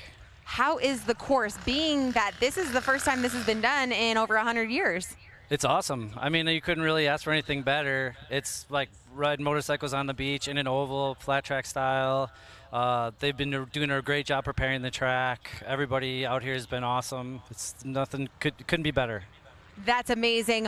Okay, so we got to talk about your crew because they were all yelling at us as we were coming out here. Let's send them a little love. Yeah, I'd like to thank my best friend, Junior's Cycle Products, Warren Heyer. He's like one set up my bike and always works on it. And my buddy Kendall, he does great paint and he's a really good mechanic. My buddy Jeremiah, who's in town to help out, and of course Harley-Davidson for throwing this amazing event. Yeah, Harley-Davidson. This is just this is epic. I mean, I hope people understand how completely epic this is. This just is blowing my mind every time I come out here and look at it, and that's happened 20 times today. So. That's right, completely epic. Doesn't even describe how amazing this experience is to be on Bradford Beach. I mean, like I said, over 100 years since the last race was contended here. So guys, we're gonna get ready for the Hooligan as soon as they get done doing this track. Are you ready to race? Yeah, absolutely. Scott Johnson. All right. Scott Johnson, by the way, if I'm giving out an MVP award out here for the Beach Brawl, I think it's Scott Johnson. He's had himself a day. Yep, and look at it. He's just like calm and collective over there. Here's a crazy idea. What if instead of just, you know, softening out this course, what if the rollers there you see behind the water truck, what if those guys went head-to-head and raced this course? We had a couple people on Facebook asking for that. I have no idea what the top speed is. I feel like they're going as fast as they can go. Would it be dangerous if they accidentally went off the course? Yeah, absolutely it would be, but that's part of the appeal, I suppose. Okay. So that way there's never really a course hold. When they go racing, let me know so I can get as far away from this as I can. No, you're calling it, my friend. So if you're just joining us, hopefully you stay with us because you're in for a treat. We've still got some huge races coming up. The Hooligan Main The TROG exhibition right around the corner as we get this course ready. It's the Harley-Davidson 115th anniversary celebration. We had flat track racing indoors last night at Flat Out Friday. We had a hill climb out earlier this morning at Little Switzerland Ski Resort. And we end our night out at the beach. All right, folks, we're wrapping up the track maintenance. We're sending these boys around for the Bradford Beach Brawl. And I believe that if the viewers watching right now didn't have an opportunity to tune in live to last night's flat track racing as well as this morning's hill climb, they can actually go through Harley's Facebook, find those videos, be able to kind of watch the times that they want to watch. Ooh, that is correct, sir. Yeah, so right now we're live. If you're watching the beach, we are very much live, but you can go back and relive the great moments from the weekend. Say you're a big hill climb fan, but you missed it. You had Saturday plans. All good. Go find the video of all the races. We got a cornucopia of highlights for you to go watch. Go find the video of JJ launching his Sportster up Little Switzerland Mountain. Was that ever a run? Let's head back down to Diana. Hey guys, I'm back down here on the gorgeous beach, and I'm standing here with this very tall gentleman, Brock St. Clair. Did I get it right? St. Clair? Yeah. Yes. Okay. The only reason why I know his last name is because I thought it was the city where he was from. Anyways, long story short, we'll move on. Okay, Brock. Yes. We are here at the 115th anniversary. As you know, huge parties happening all week long. We've been together hanging out in the festivals and concerts and all these events. How has your experience been as the Freedom intern? Undescribable. I mean, it's been such a life-changing experience, and it's so much that it's really one of those things where right now there's so much happening. It's incredible, but I know that in the future especially I'll look back and be like, oh my God, I actually did all those insane things. But yeah, no, definitely amazing, and it's incredible to be a part of this anniversary and all the excitement involved. Let's tell everyone what the Freedom Intern Program is. Explain to everyone who's watching. Sure. So myself and 7 others were given motorcycles, given training, and we've essentially traveled the country and gone to motorcycle events, gotten invested in motorcycle culture, and captured our experiences, documented on social media, and had a really great time doing it. He forgot to mention that him and 7,400 other people in the world, 7,500 other people applied for his position. Only you and 6 other people got it from all over the world. Tell us where you started for the ride home.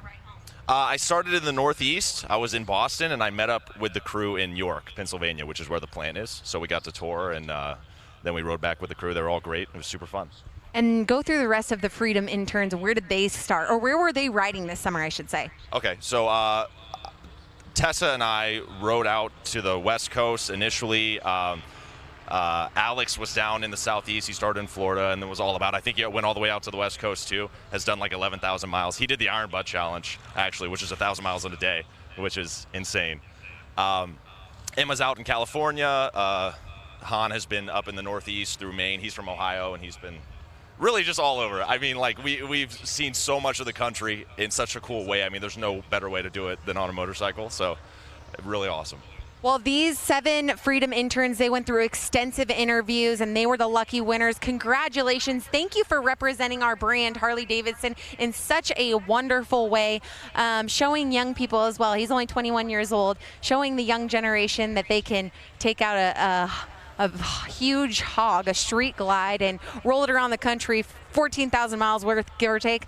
So thank you so much, Brock. Thank you to the rest of the Freedom interns. We hope to see more Freedom interns next year and the years to come. Hopefully at the 120th anniversary, we'll see some more, and we'll see Brock come with, hey, maybe a wife or kids. All right, guys, we're going to take it back up to you. Hashtag Find Your Freedom. That is such an amazing program. You know, I applied. Didn't even hear back from admissions. Yeah, because you weren't going to college, train a real intern. Oh, is that what it is? I think they said they were out of college. Or oh, that makes me feel better then. Why I didn't get in. I would love the job. absolutely. Hashtag Find Your Freedom. Learn more about it online. Whether you ride bikes or are wanting to get into it, there's no better program, especially for young people. That's just absolutely amazing. Imagine getting into the culture, getting to document everything for social media. Are you kidding me?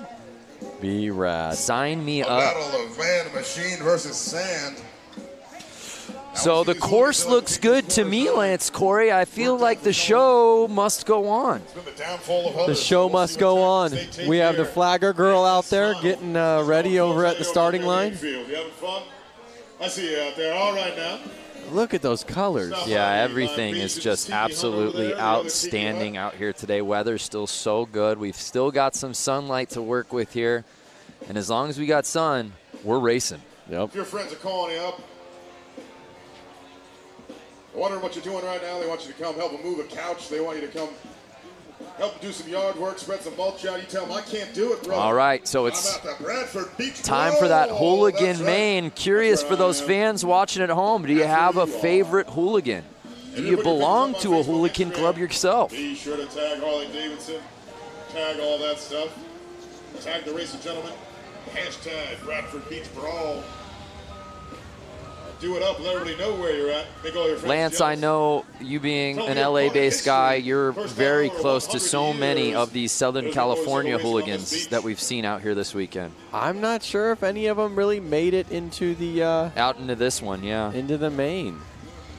A lot of guys are coming out of the woodworks. A lot of good riders who you know, are 9-to-5ers. They're out there. Yeah, they are out there. And they're actually coming on the track right now. The hooligan main event is going to happen. We are seconds away. They're passing me. I'm inches away from these guys. So talented, and a lot of these guys have competed in multiple events this weekend, guys.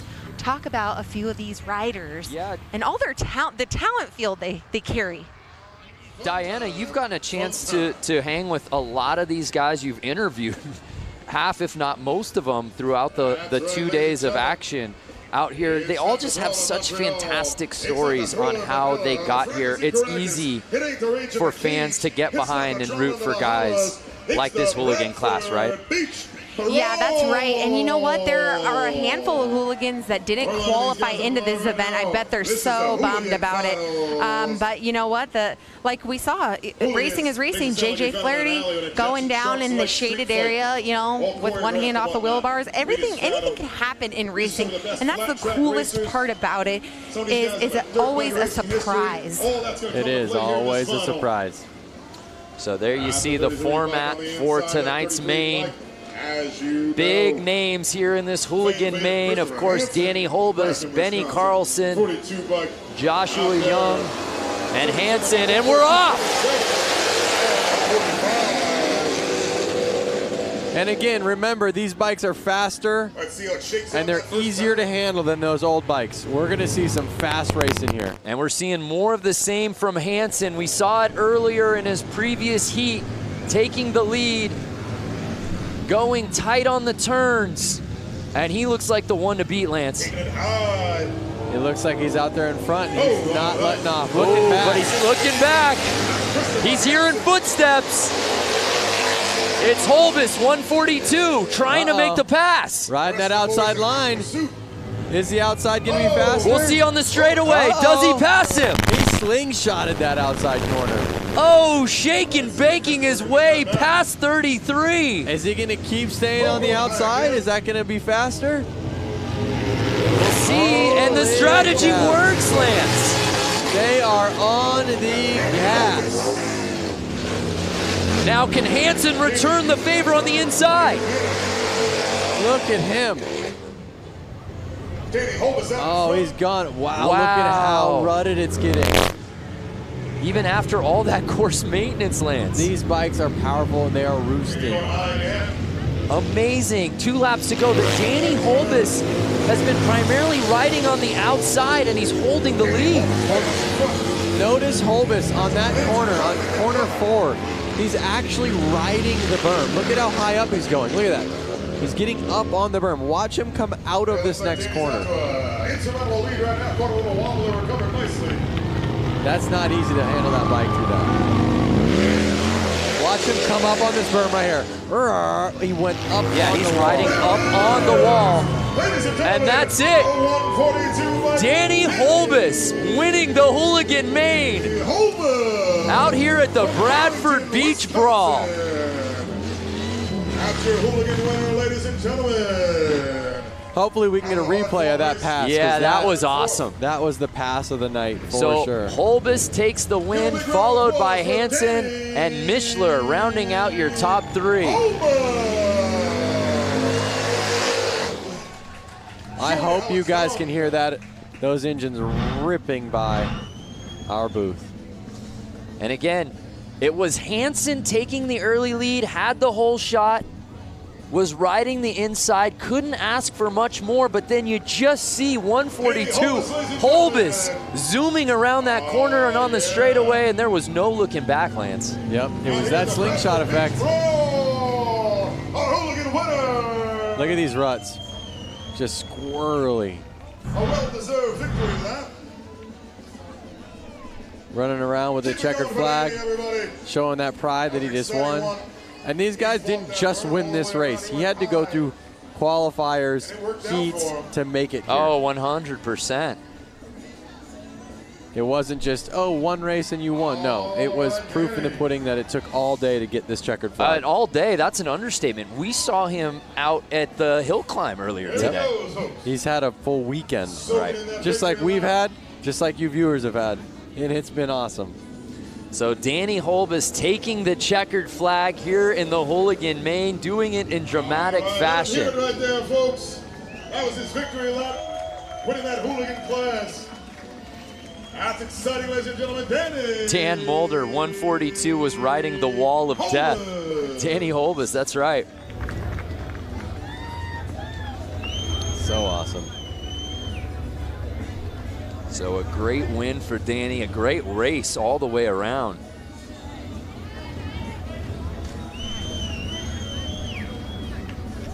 Sometimes you want to just sit here in silence, just staring at it like in awe. Should we just not talk for the rest of the show?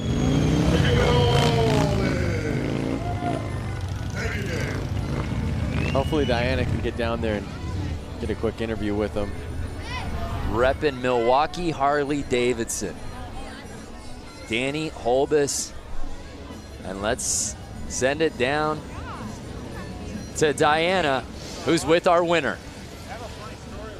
Oh, he said he had a funny story with me. But anyways, this is Danny Holbus.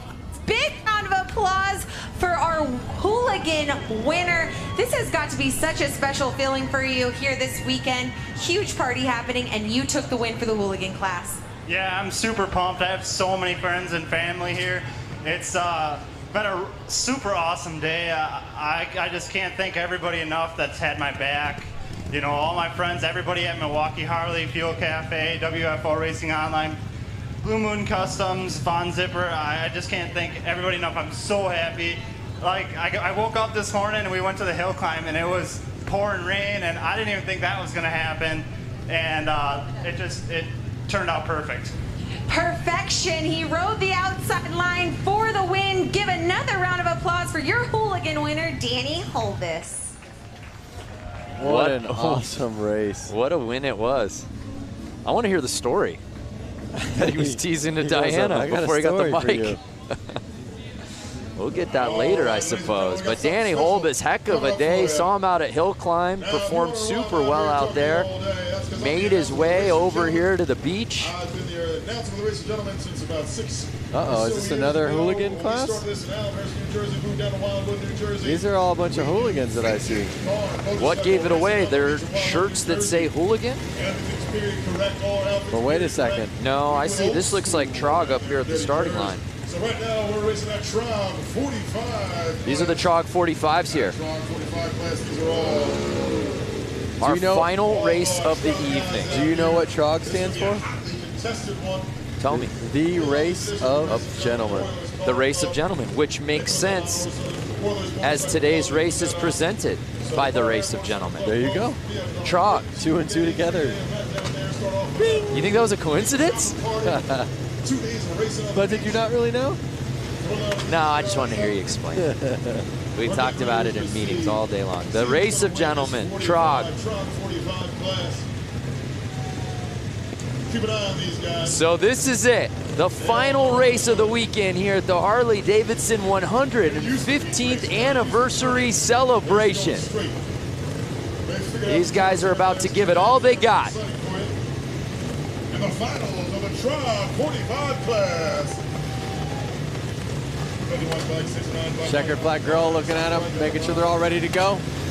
And they're off! 6 bikes, our final race. Oh no!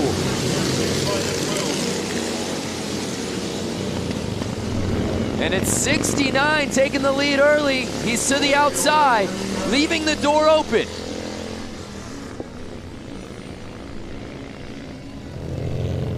There they are again. Compared to the hooligans, these bikes are a lot harder to ride. Yeah. No hand controls, and not as good of suspension. A little bit slower engines. So these guys are wrestling. I'm hearing all the cons. How about the pros, Lance? The pros is the fact that they're riding bikes that are 50, 60, 70 years old, and they're keeping the dream alive. You know. So it's the bike 69 with a sizable lead. Something is really going to have to go south for him to lose this thing. Oh, Detroit, right here. Pushing that 29 Harley-Davidson to the max. So we're in the midst of the race of gentlemen. The 69 gives a look back. It's our final race of the evening. On the gas, their hands got to be tired, their arms, their forearms got to be tired. One more flag. Final lap of the weekend. These guys are going to lay it all out on the line right here, right now. Trying to chase him down. Uh-oh, making it interesting. They're getting tired, the track's getting rough. Currently in third. Can they keep it together? And Detroit, Randy Hayward. He's cruising now, Lance. Yeah, he's exhausted. You can tell these guys are beat. And there it is, the checkered flag of the night. 2018 races are in the books.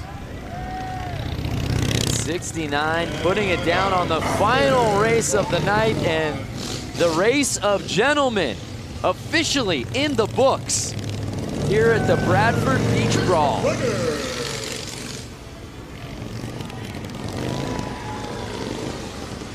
Harley-Davidson. Man, I could just watch this shot over and over again.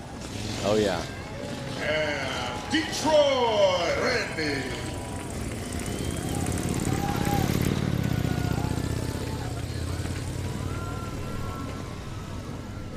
Look at that city. City of Harley-Davidson.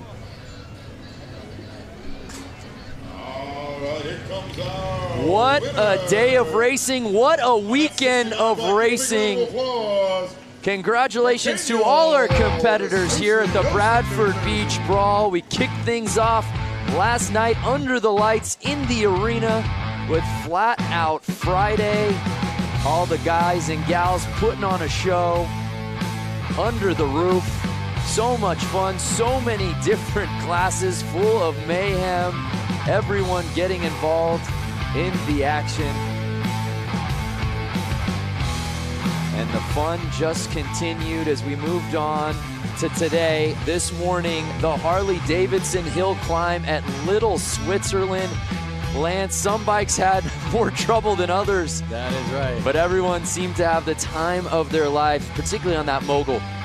Definitely, the mogul is what separated them today. Yeah, absolutely.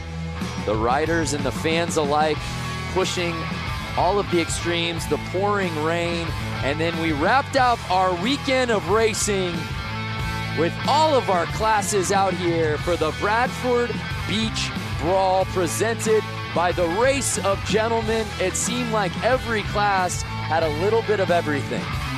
Been awesome. What a weekend of racing. Thanks so much for watching the 115th anniversary Harley-Davidson celebration.